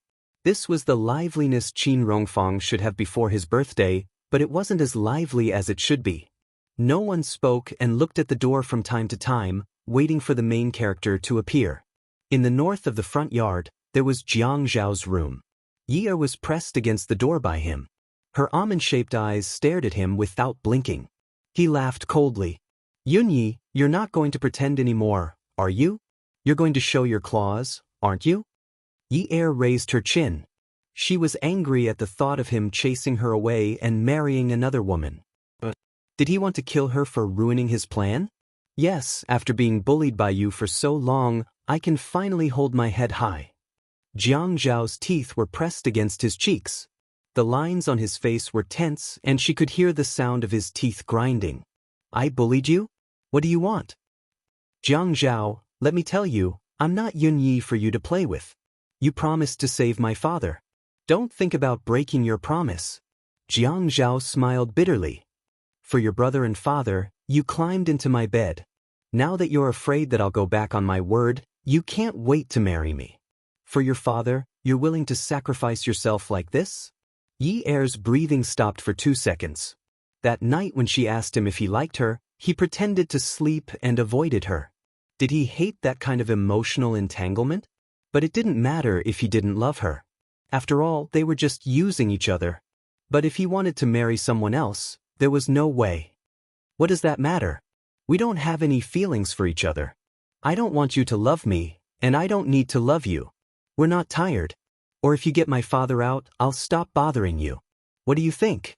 The man slowly loosened his grip on the woman's chin. Even his voice was no longer as hard as before.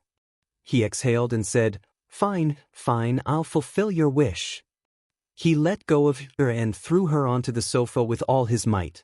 Jiang Zhao reached out to turn off the light, making the room instantly dark. No one could peek at his emotions.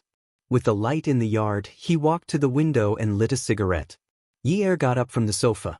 She felt a few strands of hair fall on her face. She reached out to tidy them. Her gaze fell on the window, and she couldn't look away. The night sky outside the window was cloudy. The man was wearing a dark blue shirt, and at this time, he blended into the night. Only when he smoked could she see his gloomy expression. When he smoked, he used a lot of force because Yi Er saw the glowing red coals of the cigarette glow for a long time when he inhaled. She really wanted to turn into the smoke and be sucked deep into his lungs by him. His eyes were sore and swollen, and the corners of his eyes hurt a little. He didn't have any feelings for her. Was it so difficult to force him to marry her? He loved someone else. When she saw that Yun's completely dazed expression today, she knew that she had ruined his happiness. He must hate her to death, right? What did it matter? In any case, Mrs. Jiang was now hers. Unless he dared to tell the public that it was a joke for another woman, he wouldn't say or do that. There were many political figures who didn't have a happy marriage, but no one dared to make such a joke. Yi Er followed Jiang Zhao into the main hall. The wall and ceiling lights were all turned on, and the entire house was dazzlingly bright. Old Master Jiang and Qin Rongfang sat in the main seats of the main hall. After finding out about the Yun family situation, Old Master Jiang wasn't in the mood to bicker with Qin Rongfang. When Ouyang Yan saw Yi Er today, he knew that this woman was really related to Jiang Zhao. That day, she kept apologizing to Jiang Zhao for bumping into her. But when she saw Jiang Zhao helping her, she changed her attitude. She was obviously jealous. It was rare for Qin Fian to be so serious and serious. Because of this, no one could laugh. Jiang Zhao was the second grandson of the Jiang family, the eldest grandson of the Qin family. He was the son of the commander of the military region, Jiang Liqing. He was also the son of the chairman of Jinchao Investment, Qin Zhen. He was the deputy mayor of Hai City, and he had registered 2 companies under his mother's name. He had a bright future, and he could bring benefits to his family. With Jiang Zhao around, it was very convenient for Qin Fian to do whatever he wanted.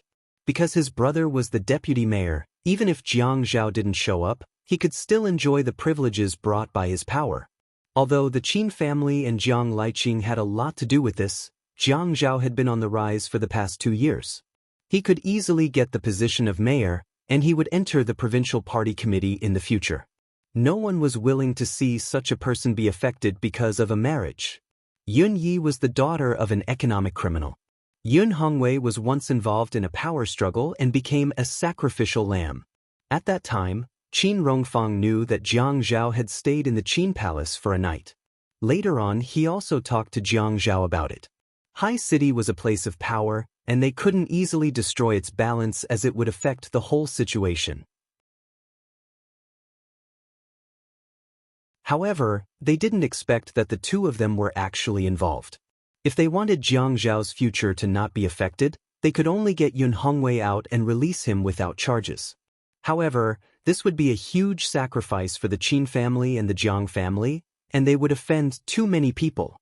Although Jiang Rui was playing with his son in Xiang Wan's arms, he was listening attentively to other people's conversations.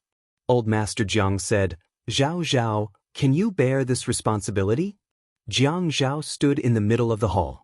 His back was stiff and his voice was low. He didn't answer directly. "Let's keep it simple." Ye Er was silent at the side. When she heard his words, she couldn't help but feel a little moved.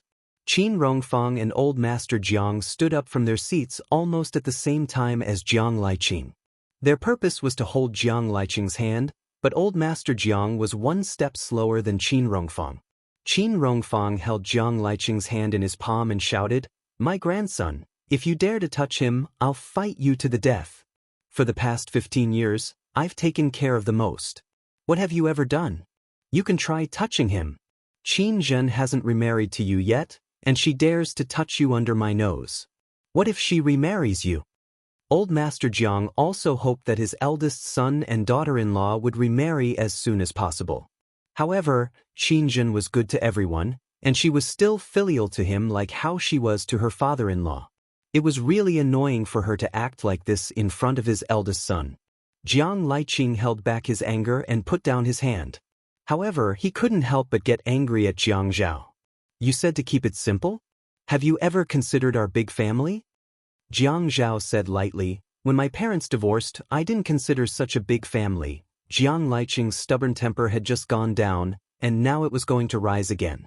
Qin Zhen stood up slowly. Her hair was tied up in a dignified bun at the back of her head. Everyone knew that Qin Rongfang's daughter, Qin Zhen, was a very capable and strong woman.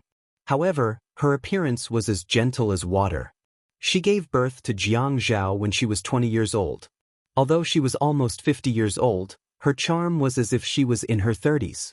Qin Zhen glanced at Jiang Liqing and said lightly, "In my opinion, if you like her, just marry her. Otherwise, you'll be like some people who marry someone you don't like and regret it for the rest of your life. After you get married, you get drunk and throw tantrums every day." Jiang Liqing was wearing a military uniform. When he saw that his ex-wife had spoken, he immediately lowered his voice. "Qin Zhen, as long as I oppose it, you support it. As long as I support it, you oppose it. However, the matter of the child is a big matter. You can't go against me so easily." "So many years have passed since the things that happened when we were young," Qin Zhen said disdainfully. "Then show me your support. I want to see if I will go against you." She ignored the dumbfounded Jiang Liqing and walked to Yi Er's side. She pulled him to the guest chair and sat down, allowing Yi Er to stand. The beautiful mother-in-law sitting on the Chinese-style guest chair had the standard sitting posture of a member of a prestigious family. Although her voice was gentle when she spoke to Yi Er, her aura was not weak at all. "In my opinion, it's too late to scold anyone. I just want to tell you that as Jiang Zhao's daughter-in-law, there are many things you have to pay attention to. In such a big family, it's necessary to respect the elders. In the past, even if you were the daughter of a rich family, you have to put away those thorns in your temper. No matter how fierce you are, go back to your room, close the door and send it to your husband. Once you're out of your room, you have to be dignified, reserved, generous, and decent. You can't do anything that offends public decency. These shouldn't be difficult, right?" Yi Er turned to look at Jiang Zhao but found that Jiang Zhao was not looking at her. She was a little disappointed. Then she looked at her future mother-in-law and nodded. "I'll do it well." Old Master Jiang had experienced what happened to Jiang Rui, so he didn't dare to oppose anyone. He had been traumatized. No matter how heavy his thoughts were, he didn't dare to make a fuss in front of his child. Jiang Rui and Xiang Wan acted as if they didn't know anything and just teased their son in a low voice. Ouyang Yen couldn't stay calm anymore. She couldn't continue to be dignified.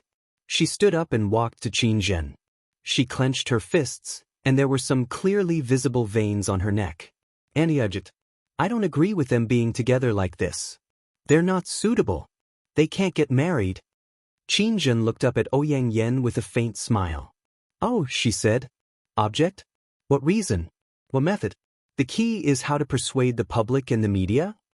Qin Rongfang doted on his eldest daughter very much. He felt that she was no worse than his son.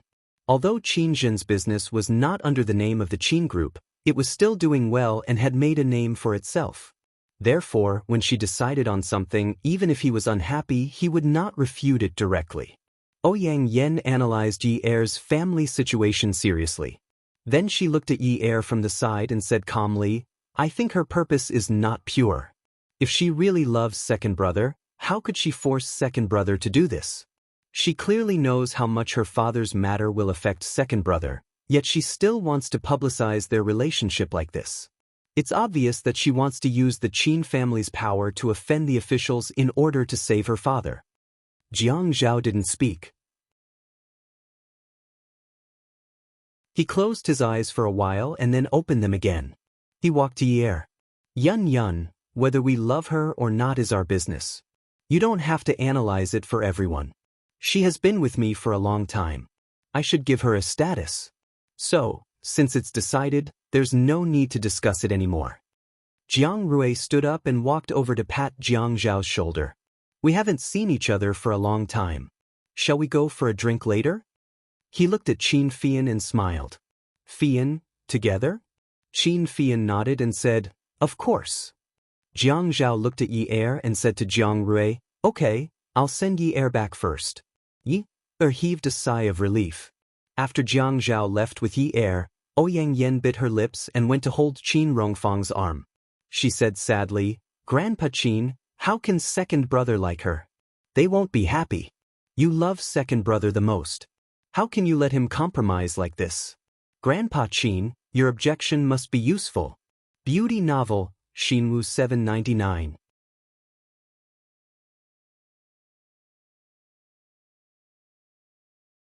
Chapter 486. Jiang Zhao glanced at Ouyang Yen and said, "If Jiang Zhao doesn't like her, he will definitely leave her here and let you drown her with your saliva. What's more, is Jiang Zhao a person who can be threatened by any woman? The Qin family is obviously against it. As long as he doesn't buy it, the Qin family and the Jiang family can't deal with a down-and-out daughter. Don't treat Jiang Zhao as a pushover. No one can bully him since he was a child." Qin Fian was the only one who had seen the photo on Jiang Zhao's mobile phone. He saw through everything.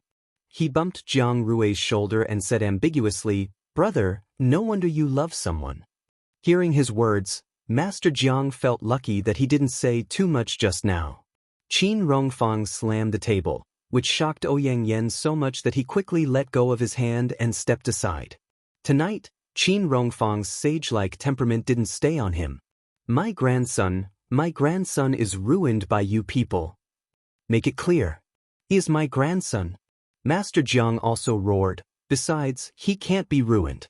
If the Qin family is weak in High City, it will definitely be ruined. If you can't manage it, I will." Qin Rongfang looked at Master Jiang with hatred and took a deep breath. After calming down for a few seconds, he said, "Lai Qing, investigate the Yun family's affairs thoroughly and find someone to intervene. No matter how much it costs, we can't affect Zhao Zhao's future." After that, he didn't forget to stare at Master Jiang. Jiang Liqing frowned deeply and nodded solemnly. In the A8 carriage, the man and the woman were silent. Jiang Zhao couldn't understand the feeling of being pricked by needles in his heart.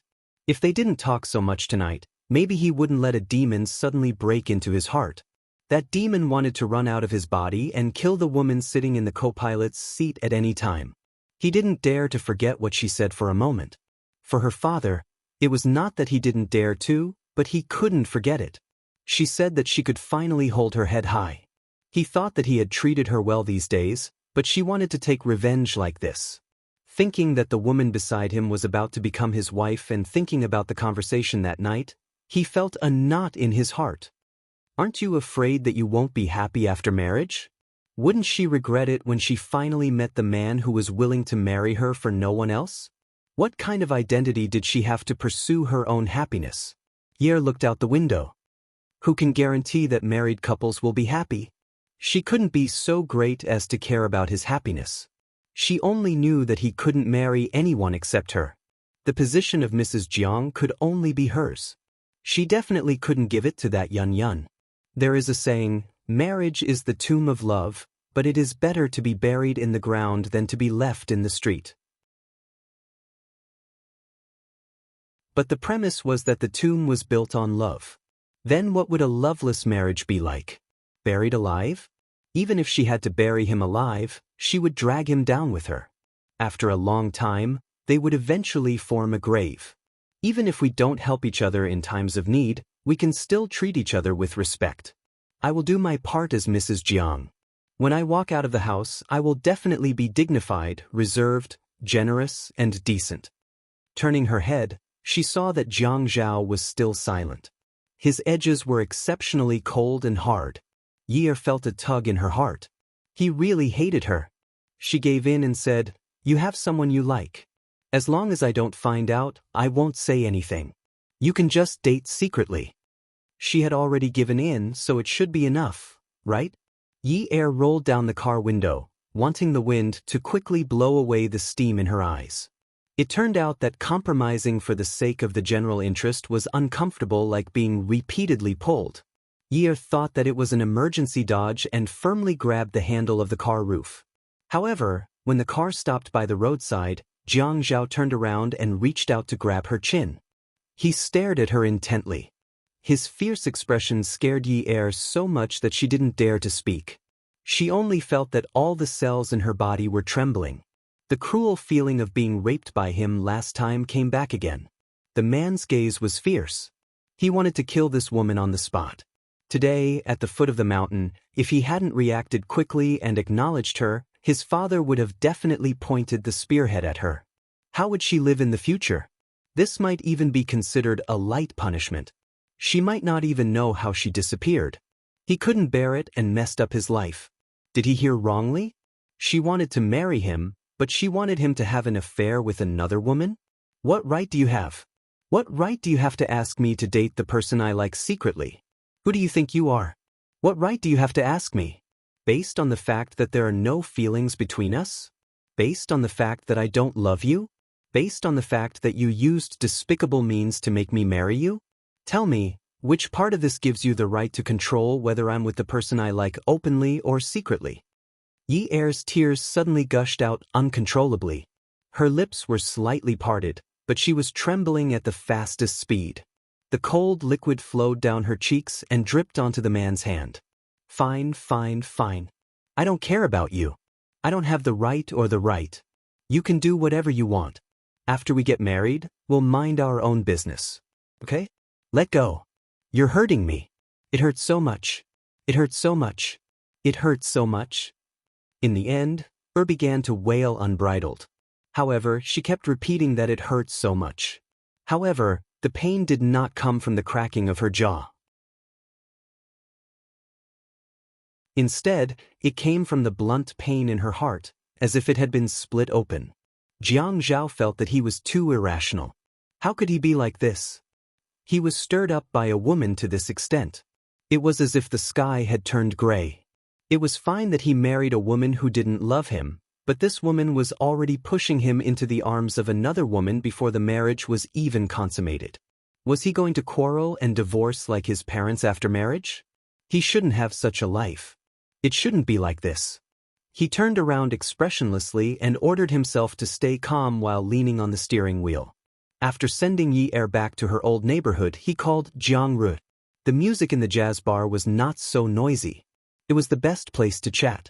The three men's glasses collided and made a clear and ethereal sound. Jiang Zhao didn't look like he was in the car just now. He looked refreshed again. Qin Fian raised his glass and said, "Brother, congratulations. You're going to be her husband. You'll have another identity." Jiang Zhao raised his glass and drank it up. "Are you jealous? Are you going to be her husband or her wife in the future?" Qin Fian shook his neck naughtily. "This is a secret. My feelings are not mainstream, so it's inconvenient for me to share it." Jiang Rui poured another glass of wine for Jiang Zhao. "What if this thing ruins your future? I heard that it's quite tricky." Jiang Zhao laughed. "If it's ruined, I'll start to do business seriously and go back to Jiangzhou." Jiang Rui raised his hand to stop him. Don't go back to Jiangzhou to compete with me for business. I've been tricked by you since I was a child. I'm still living in the shadow of my childhood. But if you want to go back to Jiangzhou to be the mayor, I'll welcome you with open arms. Qin Fian looked at Jiang Rui and said discontentedly, Brother, don't poach people like this. 2 years ago, you wanted to trick my brother into going to Jiangzhou. Fortunately, Grandpa was wise and only asked him to jump aboard. Qin Fian's tone sounded like a joke, but he really thought so. He was not willing to let Jiang Zhao go back to Jiangzhou. The elders of the Jiang and Qin families always argued about this. Jiang Zhao's ability and means were fast and steady. No one was willing to let him go. He always said to Jiang Zhao, Brother, I'm so jealous of your company's speed of making money. It's like money laundering. People with resources are indeed different. They're more powerful than those noble families. Everyone thought that Jiang Zhao was just a mayor and that his aunt Qinzhen's business was very powerful. The 2 companies under his aunt's name that belonged to Jiang Zhao were the real money grubbers. Even Grandpa said, the Qin family has been the first in Haicheng for so many years. Without your uncle and brother, it's impossible. Therefore, when Grandpa was looking for a husband for Fei Yu, who was only 17 years old, he considered a non-political family. Jiang Zhao smiled but didn't say anything. Go back to Jiangzhou? Grandpa was happy. Later, Grandpa would have a heart attack again. His stomach would have to be cut again and he would faint every 2 or 3 days. Jiang Rui said, I'm just afraid that he will cause trouble in Haicheng. Don't worry about going back to Jiangzhou. I will definitely settle it for him. But a strong dragon can't suppress a local snake. In Haicheng, my resources can't be used. Qin Fian said confidently, if the Qin family can't solve such a small matter for my brother to marry a wife, then we really don't have the face to establish ourselves in Haicheng. What's more, my uncle is not someone to be trifled with. Jiang Zhao held the wineglass and shook it gently. This matter is not so troublesome. We already have some clues about the Yun family's matter. It will be solved as soon as possible. You don't have to be so frightened. Qin Fian pushed the frame of the glasses on the bridge of his nose, picked up the glass in front of him and clinked it with Jiang Zhao. I knew it. You never do things that you are not sure of. Jiang Zhao nodded and poured another large glass of wine into his stomach. Today, he was going to get drunk and didn't care about anything else. Jiang Zhao didn't go back to the apartment in the north of the city at night. Instead, he asked the designated driver to drive him directly to Yi Er's residence. He had sent her downstairs many times, but he still carried her upstairs that time. The community was very old. The traffic here was convenient, but he always felt that it was not very safe. The lights in the corridor were not all on. He originally said that he would buy her a new house today. When going upstairs, he had to stomp his feet or cough fiercely to make the sensor light turn on. It was dark orange and the bulb was covered with a thick layer of dust. When he walked to the 6th floor and looked at the door, he felt that his heart was not at ease at all. He drank a little too much at night. When he knocked on the door, he just knocked and didn't care if he disturbed the neighbors at all. Yi Er put on her slippers in a hurry and stood at the door. Because there was no peephole, she didn't dare to open the door casually. She asked, "Who is it?" Jiang Zhao kicked the door panel and continued to knock on the door. His voice was vague with impatience, but his voice was very loud. "Who is it? Who else could it be other than your husband? If you don't open the door for your husband, I'll tear it down for you. Do you believe me?" With that said, he kicked the door again. Yi Er burst into laughter and pulled the door open. Jiang Zhao fell straight in. She was so tired from the man's weight that she couldn't stand. He said, "Ah Zhao, wait a moment. I'll close the door first." Jiang Zhao didn't let Yi Er close the door. His legs were very long. With a back kick, he kicked the door shut heavily. Although Yi Er's house was old, it was very clean and tidy. She helped Jiang Zhao to a simple fabric sofa. Yi Er originally wanted to let him lie down for a while and then help him wash his face. In the end, the sofa was too small. With his height, there was no way he could lie down.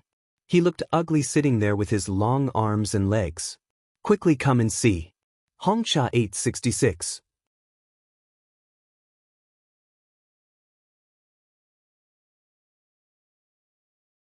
Chapter 487. Ye had never seen Jiang Zhao so drunk before. In the past, no matter how late he was at social gatherings, he would never look so drunk. It seemed like he didn't have to care about his image when drinking with his brother today. Was he very relaxed? At this moment, Jiang Zhao lost his temper. He tugged at his collar and stood up with a stomp of his foot. With a childishness that he had never shown before, he made an unreasonable fuss. When your husband comes home, you throw him on a small stool like this. Don't you know that a wife should be virtuous? Don't you know that the wife is the leader of the husband? Go, get me some water. I want to drink water. Ye didn't know whether to laugh or cry when she saw his tall and burly figure acting so shamelessly. She was laughing when the man stretched out his long arm and grabbed the woman under his arm and dragged her into the bedroom. Hey, hey, hey. Ye was uncomfortable from being sandwiched and almost left the ground. She was afraid that the man would lose his balance after drinking and fall, so she struggled anxiously. Jiang Zhao sensed that this kind of struggle wasn't comfortable at all. He only drank a little and she laughed at him. He didn't even want to do anything now. He just didn't want to sit on that small sofa, but she was already rejecting him? Was the contrast between before and after so big? He knew that her ambition wasn't just to ask him to help her solve her brother's problem. But he never knew that she was in such a hurry. As long as she became his woman openly, she wouldn't have to pretend to be a little white rabbit anymore, right? When he thought of this, the alcohol in his body seemed to have evaporated completely. How did he fall for this silly girl?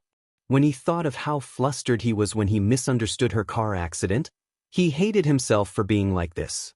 He hated the woman in front of him even more for using such a method to test his inner feelings. He bent down and pressed down on the woman's body and started to tear off her clothes. What? Now that you've achieved your goal, you don't want to fulfill your obligations anymore? Even if I have to be intimate with my lover, I want to do it with you. When we're in bed, you can't reject me. Don't you know that you have to pay a price for some things? Ye's heart sank, sinking. Just as it was about to sink to the bottom, she grabbed the man's shirt and pulled herself up. She was starting to regret it. How did things turn out like this? A few days ago, when they were together, even though he was greedy for her body, he had to pretend to be kind on the surface. When he was with her, there were many times when she could feel that he was still full of desire, but he would also take her feelings into consideration. He would give them something that they liked. Recently, he was not as solemn as before. Occasionally, when he handed her a gift, he would say, "Actually, I don't really know how to choose these things. It's hard to grasp a girl's thoughts. Next time, take a card from my drawer and swipe it. Pick something you like." She felt that there were many styles that did not suit her age, but she always felt that the girl he liked should be like that. She should be proper and wear proper clothes. She should never reveal her small waist or her faintly discernible bosom. Therefore, she always abandoned her 19-year-old body and said that she liked it very much. How did he fall from heaven to hell all of a sudden? Their relationship had just taken a turn for the better. How did she end up like this? She gripped his collar so tightly that her hands turned white. "Ah, Zhao, since we're getting married, can't we have a better attitude? I'll do my part. I'll be like before and not cause trouble for you, okay? Isn't it good to live a peaceful life?" When the clothes on her body were torn, it would also pull at her muscles and skin. When the strength was used to tear the clothes, it also transmitted all of his hatred to her body. How long had they been together? She had never seen hatred in his eyes. Even when it was the first time, he was taking revenge on her. Revenge with a desire to conquer her. Now, it was so obvious that he hated her. He hated her. Ye started to fail again. For the first time in her life, she cried twice in one night because of a man. And every time she cried, her heart hurt as though it was being pierced by nails. But the more she cried, the more he resisted his body's reaction. He patiently teased her until he was satisfied when he saw Ye trembling slightly. Then he gritted his teeth and said hoarsely, "See, this isn't just about duty. Actually, you also want to." Jiang Zhao felt that Ye kept crying because she rejected him. Did she suddenly feel that her bitter days were over and that she didn't need to be intimate with him anymore? What kind of dream was she having? She had no feelings for him and didn't love him. They were in bed. If he couldn't even take care of her, how could he? What are you trying to do? Let's play something more exciting, okay? Yi Er's intuition told her that this man was going to play something big today. I'm a traditional and conservative woman. The man laughed and said, as a young person of the new era, you have to have innovative ideas all the time, don't you think? Yi Er realized that Jiang Zhao was adjusting the position for her and shouted, No, no, no, I like to stick to the rules. Yun Yi, are you going to float up into the sky again? Ah Zhao, call me hubby, don't you know? Jiang Zhao took a shower and returned to the bed. He covered himself with a thin blanket and looked at the cartoon bedsheets on his body. He nudged Yi Er, who was already exhausted, and said, You used this set of bedding for those sexy photos you took last time, right? Yi Er turned over. She was suddenly happy that Jiang Zhao was willing to talk to her in such a tone. She took the opportunity to lie on his abdomen. There was a set of abs there and it felt very comfortable to touch. You still remember? Jiang Zhao reached out and took the cell phone that was beside the pillow. He then pulled Yi Er closer into his arms and said, Let me show you. He went online, opened his email, and downloaded the photos. He opened them one by one for her to see. The set, right? Yeah. Yi Er swiped her finger across the screen of the cell phone. Those photos that she had deleted a long time ago were all in his email. She couldn't explain what she was feeling. Actually, it was good to keep them. These were all memories. You didn't delete them? Jiang Zhao laughed and said, I forgot. TSK, I told you that you're a little fox. Look at how you're lying on top of me. You're a vixen. Yi Er looked at Jiang Zhao's warm smile. It was pretty good. Why was she so stupid? She clearly knew what kind of woman he liked, yet she still argued with him and made him lose his temper. If she had gone along with him like before, he would still treat her well. Didn't Manager Wang say that it was too extravagant to be in a relationship with a man? The more you care about it, the more you lose. Because of the sudden change in Jiang Zhao's attitude, Yi Er slept very well that night. In the morning, Lu Cheng sent Jiang Zhao's clothes over. She changed into them and went to work. Jiang Zhao told her to look for a house and buy a well-renovated one. Someone was living in the apartment in the north of the city, so it couldn't be used as a wedding home. In the future, she couldn't work at Peerless Beauty. She had to look for a profession she liked and then go to school. Yi Er didn't ask any more. She had already agreed that he could interact with the people from the old Qing dynasty. Since he wanted to raise a canary in the apartment in the north of the city, she was in no position to interfere. Someone once said that if you don't want a man to cheat, you have to squeeze him to death in bed. He wouldn't have the energy to do it outside. So when she woke up in the morning, she seduced him again. She seduced him once. And seduced him again. It was a success. Yi Er went out and prepared to look at the real estate that Jiang Zhao mentioned. Marriage depended on business. Perhaps Jiang Zhao would slowly realize that she actually had some good points. Although she did approach him with ulterior motives in the beginning, now, other than ulterior motives, she really wanted to spend the rest of her life with him. He let her decide on the house, which meant that he didn't completely disregard her. She walked downstairs in her high heels and called Xia Qian. Qian, yesterday's matter went very smoothly. Thank you. I'll treat you to wedding candy. Xia Qian's tail was wagging. Yi Er, you're treating your friend like an outsider. We're doing this for the sake of our next generation to have a good life. I won't say thank you. What do you mean by our next generation? Who's going to have a next generation with you? You're so annoying. Yi Er hung up the phone and stood in the neighborhood waiting for a taxi. It was already past rush hour and there weren't many people on the road, but it was still difficult to get a taxi.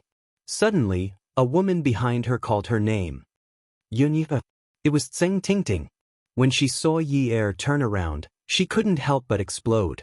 She actually only found out in the middle of the night that the Jiang and Qin families were already preparing for Jiang Zhao's wedding. Actually, if this matter was reported by the media, many people in Haiqing would definitely know about it. However, There were people in the military who pressured the mainstream media to withdraw their prepared drafts.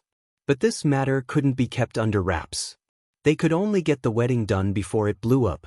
Tseng Tingting never imagined that the mantis stalking the cicada would be unaware of the oriole behind it. Ye Er wasn't familiar with Tseng Tingting. All she knew was that she was the daughter of the provincial party secretary. Just as she was wondering how Tseng Tingting knew her, Tseng Tingting raised her hand. Ye Er reacted quickly. If she was slapped in the face in public, wouldn't she be embarrassing Jiang Zhao? She reached out and grabbed Tseng Tingting's hand that was about to fly towards her face. Tseng Tingting wrestled with her hand and shouted to the side, "Hurry up and come over here. Splash it on this shameless person's face." When Ye Er heard the word, splash, she was shocked. She saw two burly men coming over from both sides. Each of them was holding a bottle in their hands as they strode towards her. She felt deeply uneasy and thought to herself, this is bad. Ye Er was tall to begin with. Now that she was wearing high heels, she was even taller than Tseng Tingting. This made her too big of a target. Luckily, she was a lazy person. She tiptoed and kicked the shoes away. She stood firmly on her bare feet and used all her strength to pull Tseng Tingting's hand to her chest. She firmly held her in front of her as a hostage. She shouted at the two burly men who were already unscrewing the bottle caps at her, "It's broad daylight. I don't care what you want to splash. With the daughter of the provincial party secretary accompanying me, there's nothing to be embarrassed about. You better hurry up. If someone sees you, you won't be able to escape." The two burly men who were holding the bottles looked well-mannered. They weren't scared off by Ye Er, but they didn't dare to splash the liquid in their hands. Tseng Tingting wanted to break free, but Ye Er's survival instincts made it impossible for Tseng Tingting to break free. "Tseng Tingting, if you move around, you'll probably take up a larger portion of the water that they threw at us. You be *. You're so despicable. How dare you use such a method to force Jiang Zhao to marry you?" Ye Er sighed in relief. So it was because of Jiang Zhao. She thought she was running around everywhere to help her father and was being threatened. But it turned out she wasn't. This made things much simpler. "Oh, which one of his mistresses are you?" Tseng Tingting was confused. "Mistress? What did you say? You don't even know this? Then you're definitely not his big mistress. You must be his little mistress. His big mistress is still waiting for me to take over." Tseng Tingting seemed to have a tacit understanding with Ye Er. She casually said, "You mean Ouyang Yen?" Attention, Xinwu 799.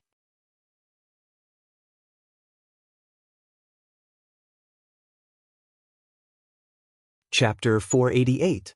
When Ye Er heard the name Ouyang Yen, he suddenly thought of the name Yun Yun that Jiang Zhao mentioned. However, his eyes were still vigilantly looking at the two burly men holding the unknown liquid in their hands. When he spoke into Tseng Tingting's ear, he was not flustered at all. Instead, there was a cunning and confident arc. "Shouldn't you ask them to leave? The traffic here was good. Although it was already past the rush hour, the traffic was still good. If the news that the virtuous daughter of the provincial party committee's secretary poured sulfuric acid on the street spread, it wouldn't be good, right?" Tseng Tingting did do that because she was so angry. She never thought that the man she had coveted for so many years would suddenly be taken care of by a woman who appeared out of nowhere. She thought that at most, it was just an Ouyang Yen. There was nothing special about it. So what if they were childhood sweethearts? She and Jiang Zhao were also childhood sweethearts. So what if they were innocent? With Jiang Zhao, she could guess whatever she wanted. It was fine that the person who married Jiang Zhao was an Ouyang Yen. No matter how unhappy she was, she could still balance it out. After all, everyone knew that Jiang Zhao loved Ouyang Yen very much at that time. She had even been imitating Ouyang Yen. Anyway, Jiang Zhao liked her like that. She was especially dignified outside. However, no matter how she imitated Ouyang Yen, Jiang Zhao did not buy her account. Now, the person who came out of nowhere was not the Qing Yaojin she thought. The person who came out of nowhere was actually a sinister Cao Cao who had transmigrated to the Tang dynasty. How old was Yun Yi? 19. She was younger than her by 2 years. How could she do such a shameless and sinister thing? Even if she coveted Jiang Zhao, she would still pester him. However, she would not lose face to this extent. Tseng Tingting asked the man with the liquid bottle to leave. Yi Er was still very alert to the changes in the surroundings. She was afraid that the other party would come back and attack. Tseng Tingting, you usually have a good reputation outside. Don't go all out and harm your father. Tseng Tingting thought about it and agreed, but she still wanted to know about Jiang Zhao's big lover. She said indifferently, who hasn't been young and impulsive? Yi Er was quick-witted. When she saw a taxi, she let go of Tseng Tingting, put on her shoes and ran to stop it. She didn't forget to answer Tseng Tingting as she ran, I'm younger than you, but I don't dare to say such things. Next time, be careful. I have a task that my husband assigned me to complete. If you want to chat with me, call my husband's cell phone. When Tseng Tingting heard what Yi Er said, she was confused. What? This woman with the surname Yun clearly knew that she was going to steal her husband, yet she still asked her to call Jiang Zhao to chat with her? Was he crazy? Was his brain flooded with water? She stomped her feet and chased after him. Hey, don't go. Yi Er closed the car door and told the driver to leave quickly. If I listen to you, my brain must be flooded with water. Yi Er looked at the houses. After a while, Jiang Zhao received a multimedia message. It was a model of the neighborhood, a floor plan of the house, and a photo of the model house. After he looked at it, he replied, which one do you like? Yi Er said, a room for Si Jie will be fine. Jiang Zhao said, go to 9th mansion. The house in the sky has floor heating and constant temperature. Jiang Zhao felt that in this way, his living space would be bigger and he could live upstairs and downstairs. Otherwise, it would be a little depressing to have another child living in the house. With floor heating, she liked to run around the house barefoot. It wouldn't be cold in the winter. Isn't it expensive? Your husband's money is more than enough to buy the entire 9th mansion. Yi Er replied, okay. She then set off for the 9th mansion, thinking that she had accidentally found herself a rich and overbearing husband. She had to keep a close eye on him. She had to remind herself that her husband liked obedient maids and obedient. Looking at houses was a tiring job. Yi Er didn't have experience in this area, but she was afraid that Jiang Zhao would say that she was stupid. Basically, while looking at the houses, she searched for things to take note of on Google. If it wasn't the direction, then it was the type of house. She had been to the Qin family before. With one look at that kind of house, she knew that feng shui was very important. Therefore, she paid attention to the location of the living room and the bathroom.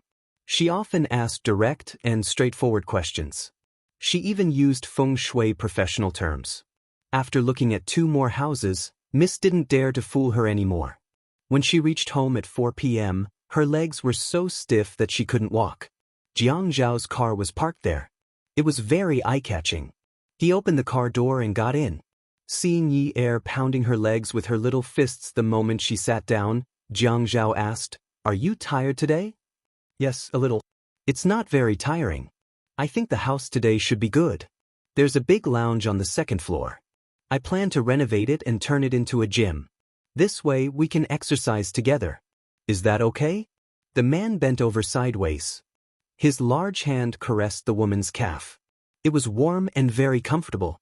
He slowly and forcefully massaged her calf. We're going to exercise together and go to the gym?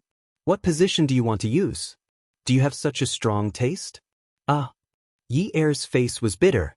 If this man wasn't so cheap, he would be even cuter. So annoying. So embarrassing. Let's go to the Qin residence for dinner. After dinner, we'll come back. Actually, he had called her in the afternoon to inform her. He called her phone, but it was probably out of battery. He couldn't get through. You're staying at my place tonight. Aren't you going back to the north of the city? Are you chasing me away? He had been good to her for less than 20 years. Was she itching for a beating again? Didn't he want to spend the rest of his life with her? He clearly knew that there was a woman living in the north of the city. Why was she asking him to go there? Yi Er saw that Jiang Zhao's expression was ugly. She waved her hand. No. Fortunately, I washed your clothes today. You'll have a change of clothes tomorrow. Jiang Zhao's heart relaxed. You don't have to worry about the clothes. I brought some over. Tomorrow is Grandpa's birthday. We have to go early in the morning to get the marriage certificate. Moreover, today is the engagement banquet. The Jiang family doesn't have such a rule. As long as it's the wedding, it'll be fine. However, Grandpa disagrees and insisted on holding it. Although it's rushed, everything is taken care of. Moreover, the guests tonight are all relatives and respected elders. We can't be careless. Coincidentally, it's Grandpa's birthday today. A large portion of them arrived in Sea City yesterday, so it's also complete. So soon? Yi Er exclaimed. This was too unbelievable. They were actually getting engaged today. Only then did she notice that Jiang Zhao's suit was not the one he wore this morning. His tie was also a bright pink. This young man was so handsome. Don't you want it to be faster? No. The faster the better. A long delay was fraught with problems. Several female supporting characters wanted to get rid of her as the female lead and climb to the top. She couldn't let her guard down. It was said that women in the new era had to be in the hall and kitchen, kill wooden horses and climb over walls, drive a good car and buy a good house, and fight against mistresses and hooligans. She had no problems in the hall and kitchen. She had a good car and a good house, and she had a husband. Although Jiang Zhao had helped her when she was fighting against hooligans, now that she thought about it, this was called husband and wife of one heart. Their strength could cut through metal, right? However, she couldn't ignore fighting against mistresses. She had to treat it seriously. If she failed, everything before could be overturned. Jiang Zhao brought Yi Er to change into the gown. He didn't expect that they were going to Qiu Xiaoya's custom-made shop. Qiu Xiaoya looked at Yi Er with an ambiguous expression. When she saw Jiang Zhao, she turned around and went outside to answer a call. She went over and bumped into Yi Er's butt. Hello, it's settled? It's settled. We'll register our marriage tomorrow and have the engagement party tonight. Speaking of the engagement party, she didn't even invite her friends. Forget it. She would invite them at the wedding another day. Yi Er, you have to give Qian Qian and I a big red packet. We are the ones who contributed the most. You guys just helped because you don't have balls. Don't try to blackmail me. She was so arrogant. I don't have balls. At most, I have nothing to do. If your balls hurt, ask your husband to rub them for you tonight. Oh, you've improved in just a few days. You even dare to say such small things? Did the mayor teach you? You taught me. While the two of them were talking, Qiu Xiaoya had already picked out Yi Er's gown. Your husband called me this afternoon to tell me about the details. I helped you choose this gown. It has to be dignified. There are many old people who are very conservative. It's best if it's an old-fashioned style. It has to be red, not pink, green, or other colors. This is the rule over there. The first wife has to wear red. Yi Er thought to herself. First wife? He still wants to marry a second wife in the future? How dare he? When she came out of the fitting room, Jiang Zhao happened to come back. Yi Er's hair was still down and she was wearing a modified cheongsam with 2 layers. She wore a bright red tube top dress on the inside and a cheongsam with peony embroidery on the outside. This way, the bright red colors softened a little, making it more suitable for Yi. Peony's elegance and luxury was not suitable for a girl of Yi Er's age. But this layer of fabric made her look more playful. Jiang Zhao reached out and held Yi Er's hair in his hand. He pulled it up and fixed it behind her head. He leaned back and looked at her neck and the curve of her jaw. She was so beautiful. This was how it should be. He tilted his head and said to Xiaoya, get someone to help her tie her hair up.